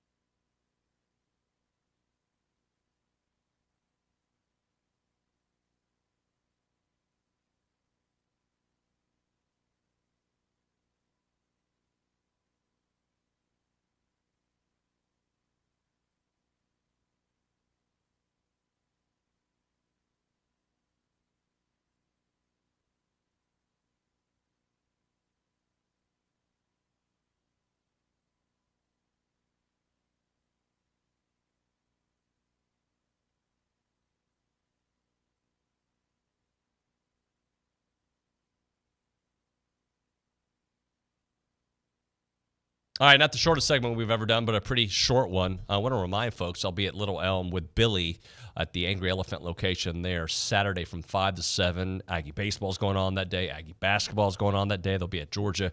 So it'll be a fun Q&A that we'll be doing 5 to 7. Come hang out with us if you're in the Metroplex. If you're in Houston, if you want to make that drive, I mean, sure. We'll be at Magnolia the week after. That might be a little bit better for you. But yeah, it'll be a Q&A there at the Little Elm location in the Metroplex. Hopefully a bunch of TexAgers can come hang out. We'll talk some Aggie football. We'll see if I can get some Billy to go deep into some of the Elko and stuff and other things going on around Aggie athletics. We'll see. We'll see how much I can get out of him. But we'll have a Q&A. You guys can ask some questions. I'll certainly come prepared with some questions for Billy. All right, let's go quickly to the Angry Elephant News and Social Center. Eric, I know you had a text message to read. Yeah, so this is a pretty lengthy one by Jim and Temple. I'll do my best to sum it up a little bit, but he says, good morning, bus scouting report on South Carolina. They like to play slow pace like UVA. The one game got blown out by Abby, who was a great athlete and linked, especially 6'11 Broom. Sounds like Abby's got deflection steals, runs out of fast transition baskets. We're going to need the home crowd at home tonight. Just focus on going 1-0. We cannot think beyond that. Forget the Lenardi bracketology outside crap. Jim and Temple. We can think about beyond the one game. Just to be clear, the players can't. They just got to worry about that one. Because we're a talk show. What would we talk about if we didn't think about ahead? What happens next? I'm just kidding, Coach Jim. Appreciate you. When we come back, Ryan Brauninger, get your questions in, 979-693-1150. Recruiting Country next on TexAgs Radio.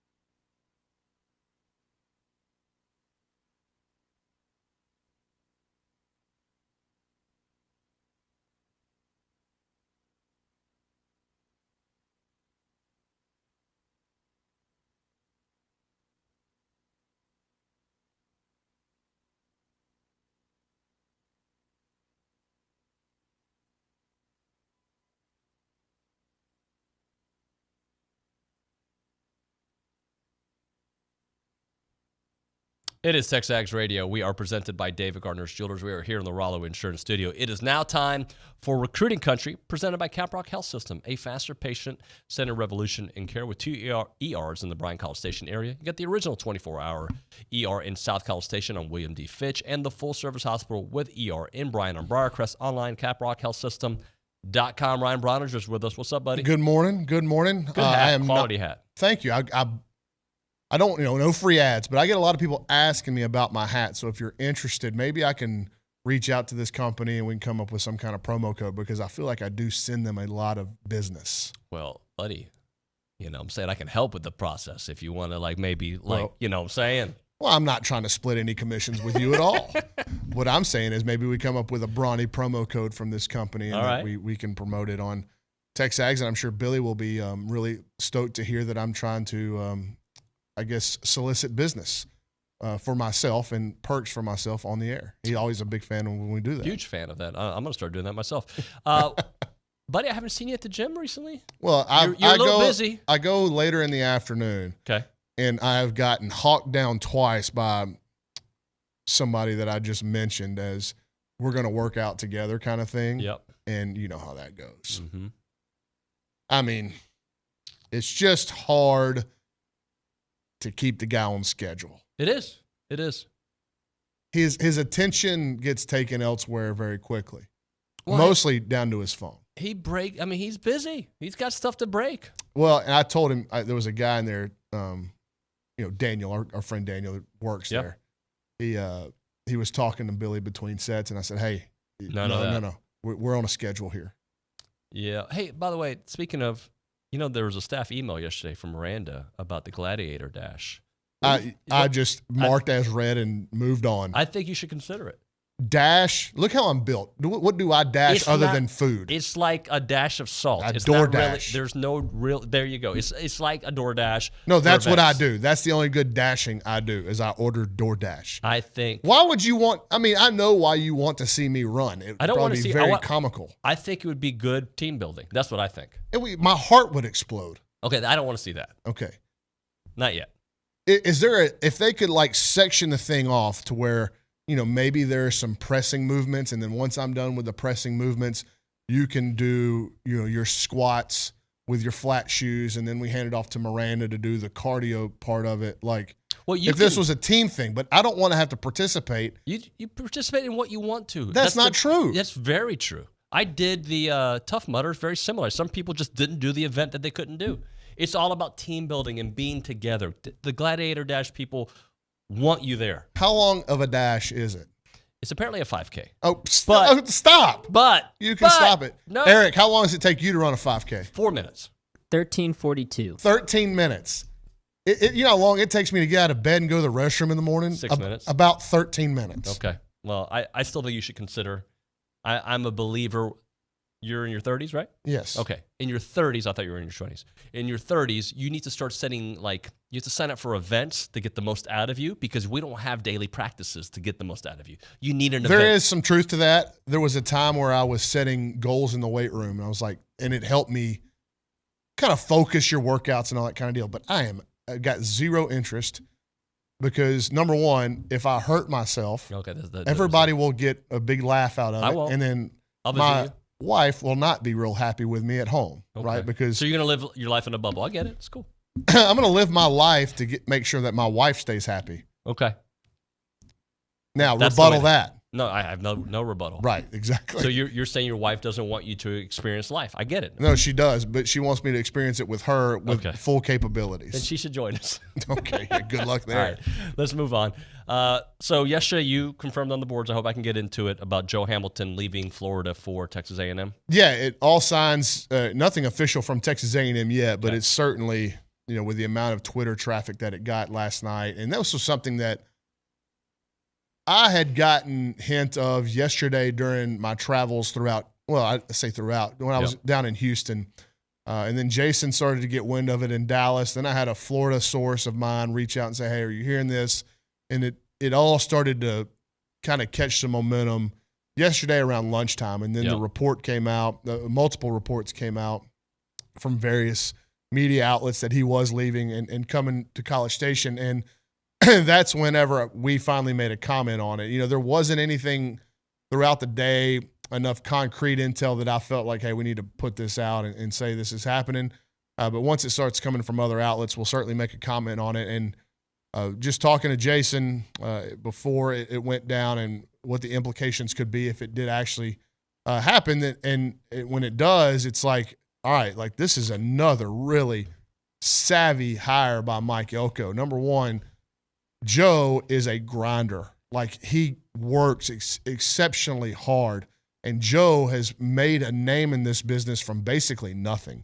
Like he was doing what Jason and I do. I've stood on multiple sidelines with Joe Hamilton watching Texas high school football games in the city of Houston. He's from Louisville, so he's got a ton of DFW connections. I think he went to Texas Southern. I believe that's correct. And so he spent a lot of his time in Houston as well. He's originally he spent some time in East Texas. So he is super, super connected throughout the state. And Billy Napier hired him at Louisiana Lafayette just by him continuously. I think he wanted to get into the college side of things instead of the media side of things. Mm-hmm. And he kept just kind of reaching out to different staffs and asking if they would be interested in what he had to offer. And he got his shot with Billy Napier at Louisiana Lafayette. And then he was so good there that Napier brought him to Gainesville. And that's really where he kind of made a name for himself nationally with his number one, his work ethic, his ability to connect with kids and parents, his ability to be organized and structured. And he was a key component to a lot of the kids in the state of Texas that Florida had been recruiting. Xavier Filsame, who obviously ended up signing with Texas, he was a key cog in DJ Lagway's recruitment. Both DJ and DJ's family mentioned Joe by name an awful lot during that recruiting process. And so I guess, you know, the opportunity to come back to his home state was just too good to pass up and work for a guy in Mike Elko who's got a reputation himself of being extremely hardworking and organized. Look, I think this can't be understated, and it probably will be overlooked by the majority of the fan base.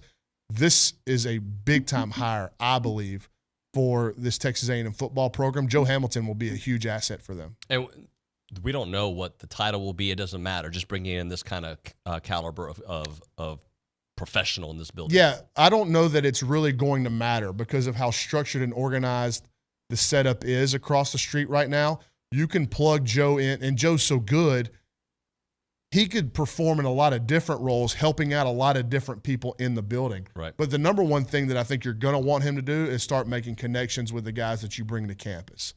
Just because he's so good with that. And you want to utilize his connections across the state. And what connections do, David, is like if I go in and you're interviewing me for a job position, or you're meeting me somewhere, or we meet each other out. If you say you're from A-Leaf and you grew up in A-Leaf, and I go, oh, I'm actually covering a kid at A-Leaf Hastings. Right. And he goes, oh, I went to Hastings. So you immediately start just building those connections, and there's almost an immediate level of trust once you start making similar connections and networking through people. And Joe's network in the state of Texas is so extensive, he's going to be hugely beneficial in that arena. So whether he is super familiar with everybody on the A&M big board or not right now, he knows somebody that knows somebody that's tied in. And so the acclimation period there will be pretty short-lived. And I think he'll be just dive right in, and it won't take him very long to be really integrated into this recruiting process for A&M. So I don't know exactly what his title will be, but just getting a guy like that in the building, it doesn't matter. Yeah, and one thing you have mentioned, and I think it can't be understated, is the fact that everybody that they're bringing in has a similar like kind of work ethic perception, right? We hear that this guy's a grinder, this guy's good with people. Like they all are fitting, not a narrative, a culture. Sure, and it starts at the top, and I think Mike Elko is definitely looking for those qualities in the coaches and the player personnel staff that he's brought in. And I think, the last staff, there were guys that I thought were grinders on the recruiting trail. James Coley comes to mind. Obviously, Elijah Robinson was fantastic. But you're right. Like, whether their reputation as a recruiter precedes them or not with this current coaching staff, the returns that we've gotten on guys like Jordan Peterson, guys like Colin Klein, guys like Patrick Doherty, who the fan base may not know as much about. Obviously, Ish Arsteed is a dynamite recruiter. We started to get a glimpse of that when he was here the first time. But there are also guys that, Jay Bateman kind of flies under the radar as a recruiter as well. And the returns we've gotten so far have all been very similar regardless of the coach we're talking about. So whether it's Sean Spencer and his established personality on the recruiting trail, or Trooper Taylor, who is extremely outgoing and very vocal. And I actually talked to a high school coach yesterday who said that Trooper Taylor came in on A&M's behalf to see one of his kids and immediately was laughing and cutting up with the entire members of his coaching staff. And, Trooper, much like Joe Hamilton, very connected in the state of Texas. He's from Cuero. So again, he knows somebody that knows somebody, makes him very approachable and very comfortable conversation for a lot of people. And Trooper's just so outgoing and so high energy. But those guys that come with those big reputations, we're seeing those obviously stand out for A&M. But also, Tony Girard-Eddy's kind of making his own way as a recruiter. And we'd heard good things about Tony in that analyst role. Now that he's a full-time coach, he's much more hands-on. And I talked to DJ Sanders yesterday, and I also talked to Landon Rink, and they both mentioned Tony Girard-Eddy as a guy that has been kind of a key component for Texas A&M. So, and we know what kind of role he played for Tiger Ryden and what kind of role he's going to have in Dallas, regardless of the positions of the kids up there. So Tony's coming on as a recruiter. So it's just, like you said, it's a staff that's coming in, I think, with a lot less known about them as recruiters. But the more we kind of unfold and the more we talk to coaches, trainers, kids, parents, we're starting to get an idea that, like you said, it's very similar. They're organized. They don't fall off in communication. There's a plan. Like DJ Sanders said, multiple A&M coaches reach out to me every week. They don't miss. Mike Elko multiple times a week. Sean Spencer multiple times a week. He even mentioned, like I said, Trooper Taylor has been a part of that recruitment so far. So, and, when Connor Weidman comes in here and he talks about what's happening on campus in the Bright Slocum football complex, where they're having to eat with a different group of players and a different group of coaches.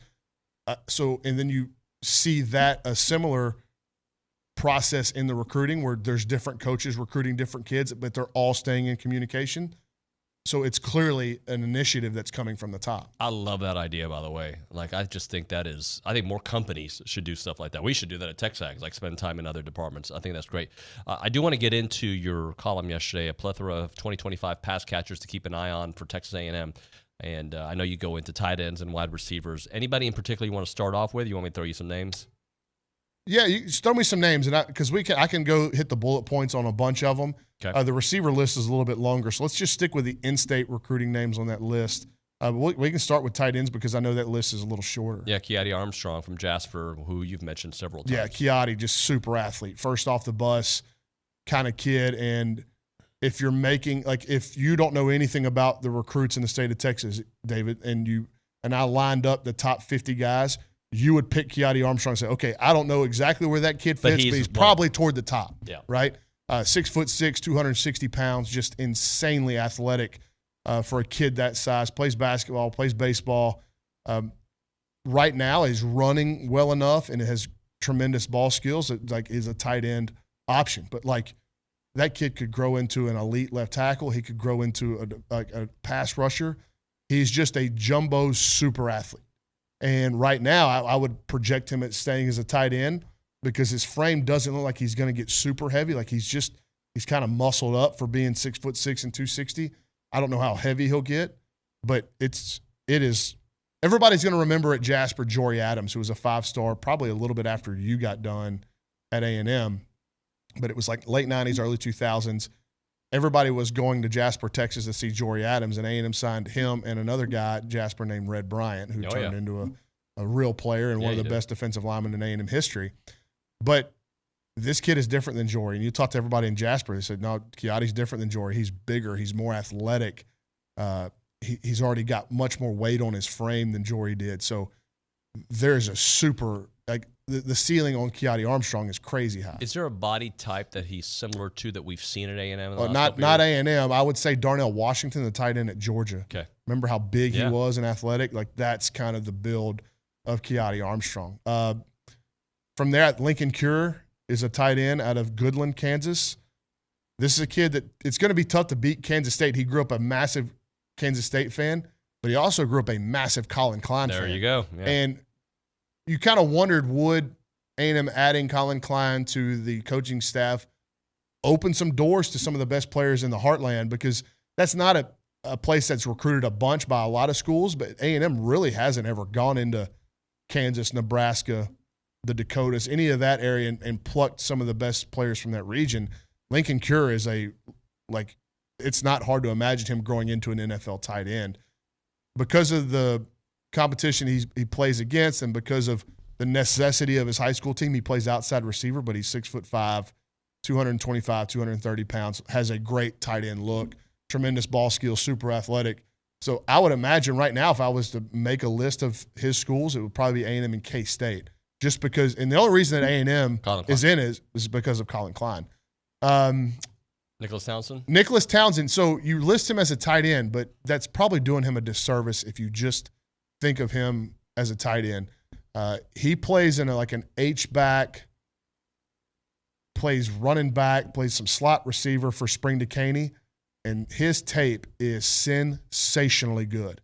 And he would be unlike anybody Texas A&M has had in that tight end H-back role that kind of like we saw Ryan Rennick play there under Jimbo. We saw Max Wright play there a bunch. Just that in-motion tight end behind the line of scrimmage. He makes plays as a running back. He makes plays in the flat as a tight end. He makes plays down the field as a receiver.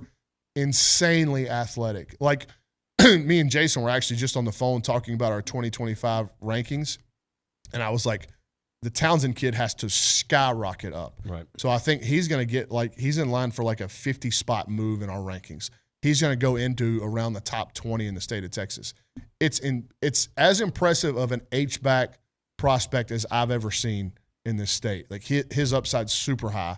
And just when you think about what A&M could do with him in Colin Klein's offense, when you look at what I think the kid's name was Ben Sinnett at Kansas State. Right.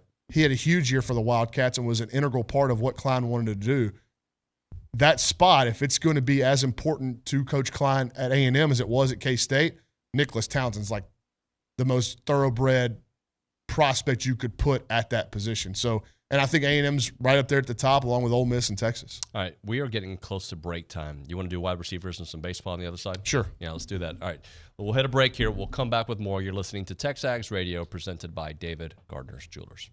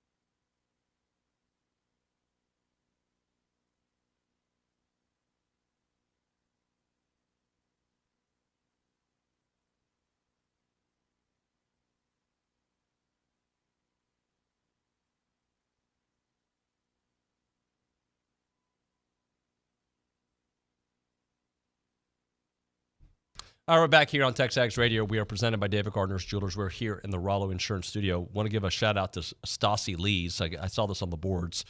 She is committed to run at Texas A&M next year. Just broke the Texas state record in the 2K steeplechase. Has the number 1 time this year nationwide and the number 25 time all-time nationwide. There's I don't have the website to go vote for her for this award is milesplit.com/articles. Just find it on the boards. But shout out to Stassi getting it done and being a future runner. Sounds like between Stassi and Eric over there, you have good Gladiator Dash partners. I don't know why you're soliciting my help. Well, because I wanted to bring our friendship to another level. Well, you're Eric, like I think he sort of has to take direction from you. Does he? Ask him. Does he? It's kind of, I guess it is up to him, but you are his work boss. Am I? I mean, Coach Henry's his real boss. Let's be honest. That's very true. But my thing is for brotherhood, for friendship. Like that's like for I get us plenty to of bond that together. out of you and Billy at the gym. Yeah, but I'm more focused. Billy's over there chit chatting. Like I'm focused when I'm there. Well, you and him can talk about that. I'm just telling you my perspective. I get plenty of y'all at the gym. Shall we continue down this path of let's go quickly because I do want to talk baseball. Yeah, let's do it because there's a few Houston guys you wanted to get into, and we'll have Howell talk about the Dallas wide receivers. Yeah, when you look at the wide receiver targets right now, it's leans a little heavy Dallas. So there's a couple of Houston guys, and then one in San Antonio who's Michael Terry out of Alamo Heights, kind of a jumbo wide receiver that could play in multiple different positions. But A&M is super interested in him, is making a big push along with Texas, Oregon. Some of those schools, but and I think A&M's in a pretty good spot for Terry, and I think that's probably a name that we haven't talked a bunch about just because he's out in San Antonio and there's not a lot of pass catchers in greater San Antonio this year that A&M is making a huge push for. So Michael Terry is definitely one of those. And then in Houston, it's more of your slot guys right now, at least. Kelshawn Johnson, Ja'Cory Watson, Quanell Farrakhan at the Woodlands, Andrew Marsh at Katy Jordan. So most of those I would kind of project as inside slot receivers, and especially Kelshawn and Ja'Cory Watson. And we talked about both quite a bit. Kelshawn is built a lot like Aniyah Smith was coming out, and very similar skill sets, better top-end speed than Aniyah was probably at any point in his career, but especially as a high school senior. Kelshawn runs away from people and is also exceptionally good in tight spaces. Excuse me. And Ja'Cory Watson, the only knock, I guess, if there is one, is that he hadn't played a bunch of receiver because of a team necessity. He's had to play quarterback. But when you watch him run in the open field, it's not hard to imagine him as an elite wide receiver, an elite slot receiver, just because he's so electric with the ball in his hands. So those two kind of stand out for me right now, but there's a good group of them in Houston where you're going, okay, much like a lot of the other positions we talked about, offensive line, we talked about DB and corner, who gets the big pushes? Yep. They've got these offers out, but who gets these real strong urges from the staff heading into the spring and summer? You want to turn our attention to some baseball in the last few minutes because Chris Cortez, another pretty solid outing. Obviously, the offense is what it is. And we're getting ready for some real baseball this weekend. Yeah, pretty comprehensive win. I thought Chris did a good job last night, not as sharp as last week, but he had a couple of the walks where he was not competitive and then immediately bounced back and got into the strike zone. So I think he had 2 4-pitch walks where none of the pitches were particularly close to being strikes, and you're going, uh-oh. He uncorked a few to the backstop in the air. And for him to be able to rein it back in and manage his way through 4 innings with the offense doing what it does, like it's been nice that this pitching staff has thrown up so many zeros, but on a lot of nights, there's gonna be some wiggle room because the offense, in the drop of a hat, can put up a crooked number, and you're right back either into a game or in the lead. So the pitching has been awesome, and it's certainly been the story of the season so far. But I think if it starts to unwind a little bit, or if it starts to come down a tick, which it probably will, just the law of averages say that, the offense should give you some wiggle room on a lot of nights to have a night off on the mound, and they can slug their way to winning a game. But it's nice to see that they've got options. If they get into a 2-0 game like we saw last weekend against Wagner, they can win that one too. So encouraging again from Chris, although not as sharp. Jim Schlossnagle said in the postgame that he's going to stick with Chris. He told us that before the game yesterday when we had it, and on Monday when we had him in studio, that Chris would be getting the ball for the Tuesdays going forward, which means he'll get it next Tuesday in Austin. Right. But yeah, this 4-game stretch will probably teach us more about this ball club than the previous 8 did. Yeah, there's no doubt about that. I did see that. Is it USC that's really struggling this year? SC struggling. Arizona State, extremely offensive so far. Their Friday night starter is going to be good, though. A&M's going to see a real arm, a real dude on Friday night that will pitch past college baseball. And if you throw him into an SEC rotation, he'd fit right in. So it's going to be a real dude on Friday night. The hope is that you can get him off the mound sooner rather than later and get into that Sun Devil bullpen, which has really struggled. Their their pitching numbers are really ballooned the last week as a staff. Yeah, SC struggled, but still they'll be closer to you in terms of overall talent and that watermark than probably Lamar, Wagner, McNeese, or Incarnate Word have been. Again, we're going to learn a lot more over this stretch of Arizona State, USC, Arizona State, Texas than we did in the previous couple of weeks to start the season. That being said, it's impossible not to be really encouraged about the start of this baseball team. And the 2 themes that I said in my article this week, the 2 ways to describe this team so far in the season has been fun and encouraging. Again, a really fun night at the ballpark last night against a pretty salty Lamar team. It's not great. It's probably one of their better ones of the last 5 or 10 years. And I think they're going to win some games throughout their schedule. But it was a club that last year, I think you lost 4-2 in the midweek or 5-2 or something like that. And they're really, I know they tied the game in the 3rd inning, but then A&M just scored 11 straight runs from that point on. And you think about what the offense has done, David. They have not played the offense has not gotten a hit in this 8-game homestand.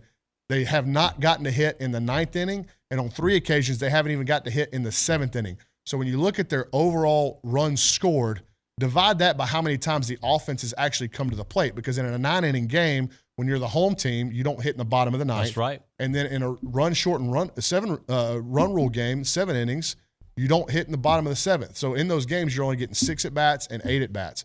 So the overall number of runs scored is impressive, but it gets even better when you look at the amount of times they've actually come to the plate. And last thing, I did want to say this, because when it happened last night in the game, I made a comment in the thread that I wanted to talk about it.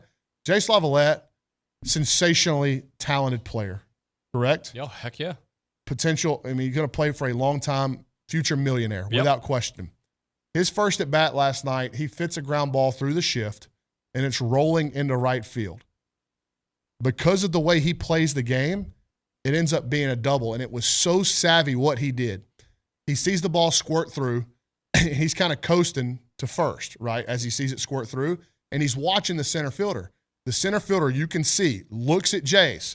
Jace isn't running hard. I can kind of coast over here. Sure. So what does Jace do? Turn it on. Yes, once he sees the center fielder coasting, he turns it on, makes it a hustle double. That's just when you're that talented and you're going to play that hard, that not only speaks to Jace's character and his love for the game, but that's also a big highlight point for the rest of the team that this is the way we're going to play. So there, again, will it last all season? Who knows? I think Jace, I've known Jace a long time. He always plays the game with a ton of joy. And he, like I said earlier in the week, he really expresses himself on the baseball field and is getting to do that because of the personalities on this ball club. But watching him do that in a midweek game early in the season just let me go, okay, log that one too. Yeah. Because if the whole team starts playing that way, if that's what this team is, they're going to be dangerous, because when your energy matches your talent level and your will to win matches your talent level, that's when you could start potential for a special season. When your best player sets the tone like that, other players follow suit. Absolutely. That's just the way it is. Thank you, Bronny. Yep. Ascent Concrete Lifting and Support Time, 979-933-8527. Don't replace it. Just lift it, guys. They're locally Aggie owned and operated concrete lifting company, done at the half the price, right? And we're talking about half the price of replacement out there. They're problem solvers when it comes to most concrete issues. So if you are considering getting a brand new driveway, that's going to cost you a lot of money, guys. So why don't you think about lifting it? Because you don't want old folks to be tripping on your driveway or your patio. You don't want your kids falling. You want to be able able to play basketball there, right? You want to be able to do whatever you want to do without thinking that you're going to fall. Well, that's what lifting does. They'll lift it up for you there at Ascend Concrete Lifting and Support. They've been doing professional construction experience for a long, long time. They want to educate you on the lifting process, get you comfortable with what they're doing out there. And here's the thing. They'll be in and out quickly, right? A couple hours, you're back to driving on that driveway feeling like things are different. It looks new again, but it's, all they did was lift it. It's awesome. It's easy, and it should be done. They can do it residential areas. They can do it commercial areas. They can do it industrial, municipal, road, street, highways, you name it. Remember, it's a fraction of the cost of replacement. Don't replace it, lift it by going to Ascend Concrete Lifting and Support, 979-933-8527. That's 979-933-8527.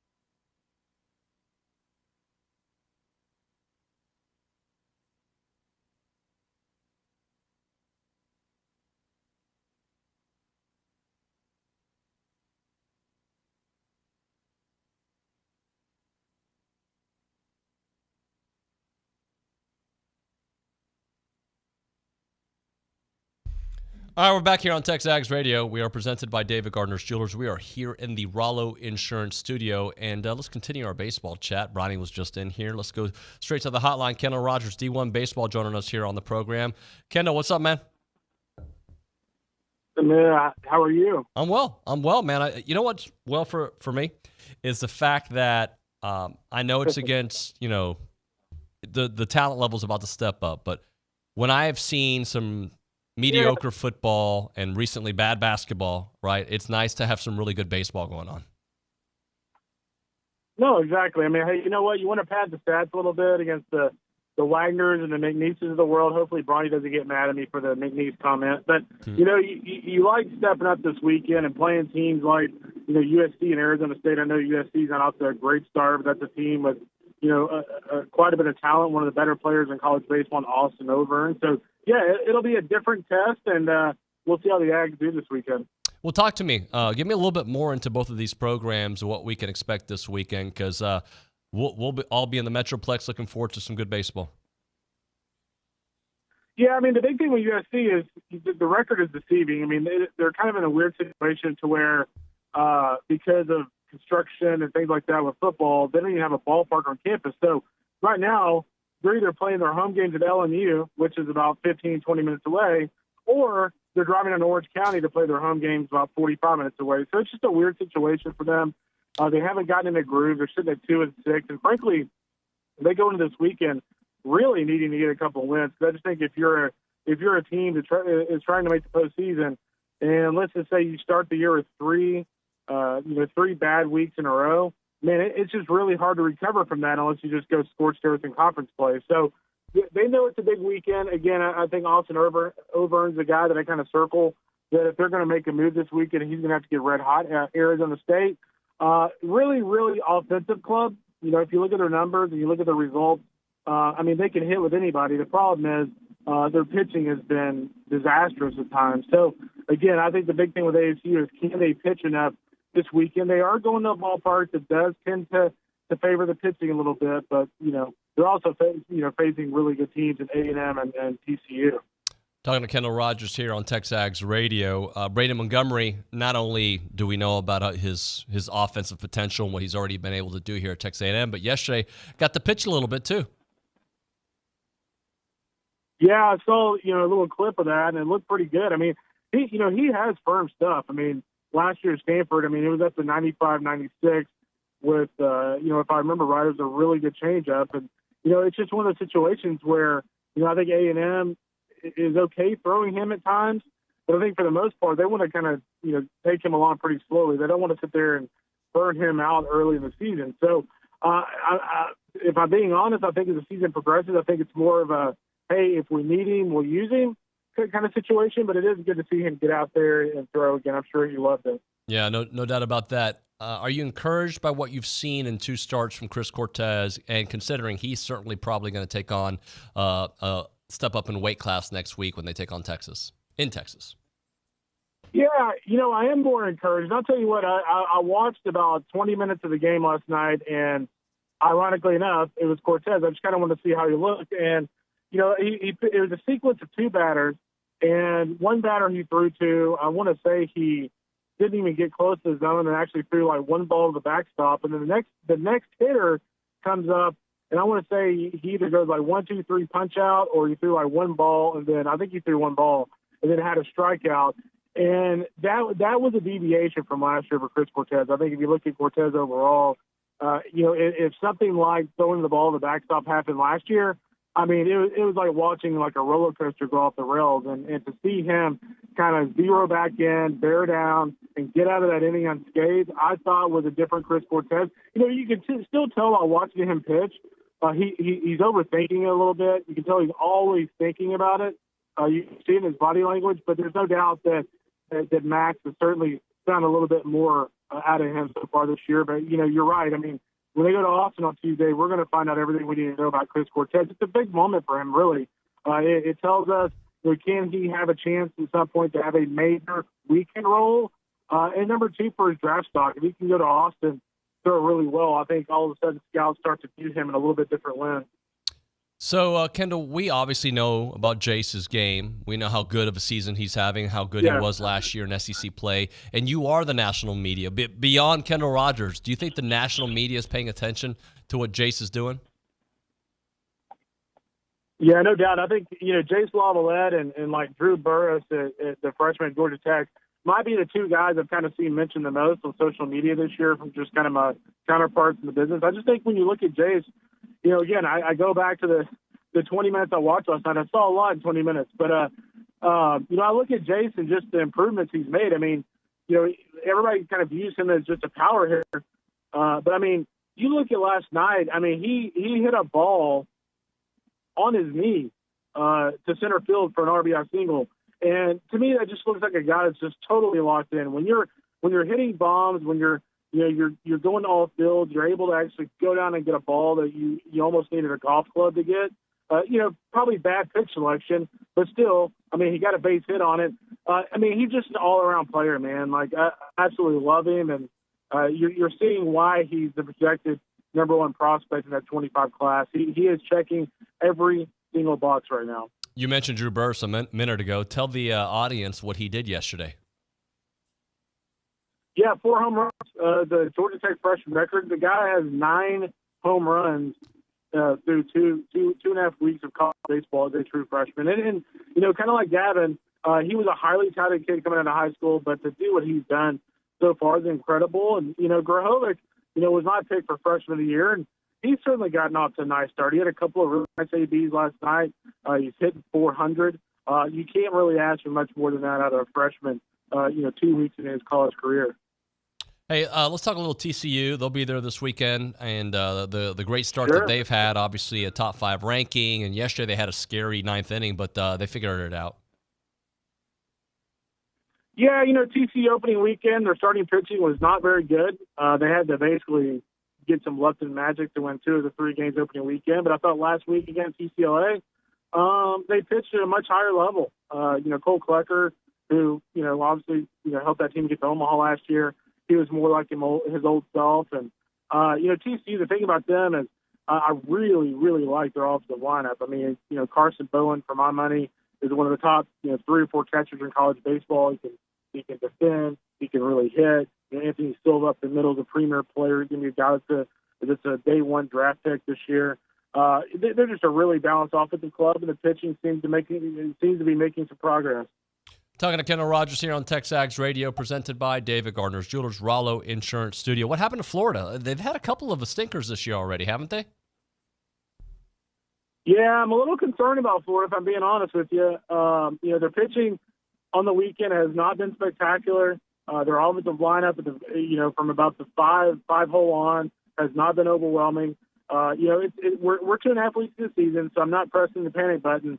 But at this point, I'm starting to wonder, like, hey, I'm thinking like A&M, Tennessee, probably Vanderbilt. Like, I'm starting to think those 3 teams are definitely better than Florida. So, I think if you're Florida and you look ahead to this weekend, I want to say they're at Miami this weekend. If that's the case, we'll know a lot about Florida here in a few days. I think Miami's in kind of rebuilding though with JD Arteaga, their new coach. But that's a really tough place to play for the Gators. And yeah, I'm really intrigued to see what they do this weekend, and we're going to find out a lot.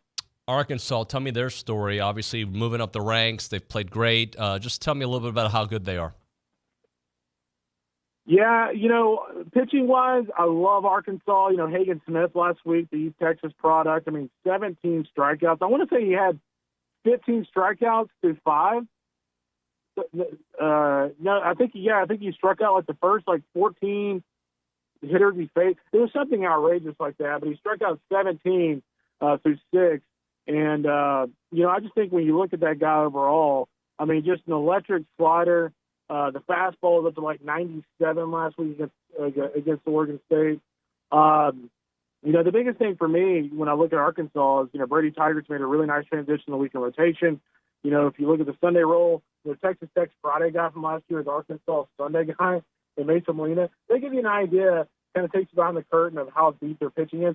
I will say, though, I'm a little concerned about their offense. If you look at their offensive numbers so far and you watch Arkansas, they are definitely not an overwhelming offensive team. And I don't think they have to have an elite offense to win a lot of games, win a lot of in the SEC, because I think their pitching is going to be that good. But, I think they need to be better than they are right now. So keep an eye on Arkansas's offense. It's going to need to be better. Kendall, a couple weeks ago, I was at Dallas Baptist for a soccer camp, and I drove by the ballpark. What a beautiful facility they have for sport, just all athletics out there. And baseball, every year, where there's one of those teams that we're talking about. No doubt, man. Danny Huebner's got a really good club. They had a freshman named Jared Ollinger opening weekend who was at the, I want to say he's a Magnolia kid. He was at the 99-100 opening weekend as their Sunday guy. So, you look at him, you look at Ryan Johnson on the front of that rotation, you look at that offensive lineup with Grant Jay and company. That is a very balanced offensive club. And, they've got some arms that are a little raw, but are very, very powerful. But, man, they're just a really good, balanced team, and they're flat out scary right now. I mean, they're just oozing talent up there. Kendall, over the next week, what are we going to find out about Texas A&M? Well, I think we're going to find out how they can do on the road. I mean, obviously this coming weekend won't tell us a lot because I think it's basically going to be 3 home games for A&M at Globe Life. But, I think going to Austin, I think honestly the way Schlaw scheduled that, and I don't know if it's intentional, but I kind of think he played it perfectly because you play at home for a couple weeks, you go on the road to a neutral site where you're probably going to be the home team. And then, oh, by the way, coming off that weekend at Global Life, let's throw you into Austin in a hostile territory and see how you handle it. So I actually love the way that sets up, but you're right. I mean, we're going to find out a lot about Cortez, and we're going to find out a lot about how these guys can hit in an environment that's not Olsen Field, because as we've seen the first couple of weeks, this is a very, Olsen Field so far has played very offensive other than a couple of days where it's been a little cooler than expected. So, yeah, we're going to find out a lot about this offense, this weekend in a park. It's a little bit more pitcher-friendly than Bluebell. Yeah, but bottom line is eyeball test, regardless of what happens this week, next week, this looks like a different team than last year, right, Kendall? No doubt, man. Like, offensively, they just look so much more crisp. I mean, you look at all the at-bats, and there's a couple here and there that you're kind of like, yeah, that was a really bad AB. But for the most part, you look at the Ollie Camarillo and you look at Ted Burton. You look up and down that lineup. When Ryan Targach is your weak link of that lineup right now, and I don't know if that'll persist, that means you're in a pretty good spot. So I like the way the offense has looked, and I think the A&M Baseball Twitter account put this out yesterday.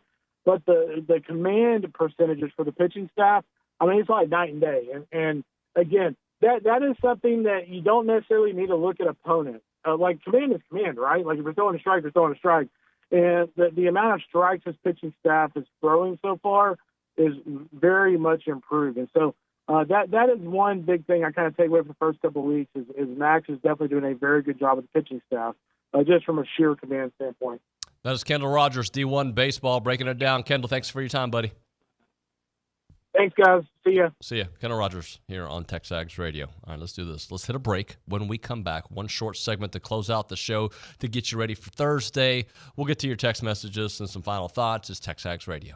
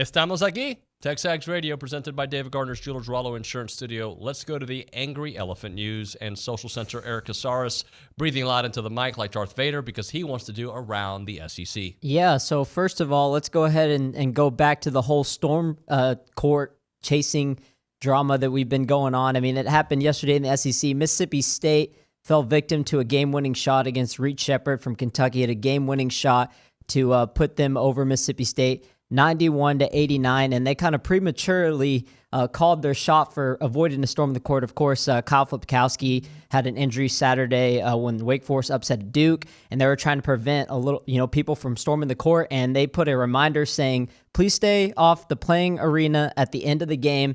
It looked like it backfired. They were going to try to get a big win. I think they were worried about possibly upsetting Kentucky, but Kentucky ended up, coming back and winning. So that's pretty cool. Yeah. Did you see also in the NBA, who was it? The Mavs lost to somebody on the last second. Cleveland. Max Strus hit a game-winning half-court three-point shot. It was insane. Very bad officiating game watching it from my own eyes. But there was to somebody else's. It was a crazy 5-minute stretch where he turned into like 2016 prime Steph Curry. He couldn't miss a shot. Yeah. I was disappointed when I saw that hit my timeline. I'm a Luka guy. What else you have for us, Eric? Yeah, so you were talking about Joe Hamilton leaving Florida to join Mike Eccles' staff at Texas A&M. I thought that was big. But I wanted to bring up the fact that, he's coming from Florida. And also DJ Lagway just mentioning some great words about him, and even his dad coming in and saying that, I don't even know where to start.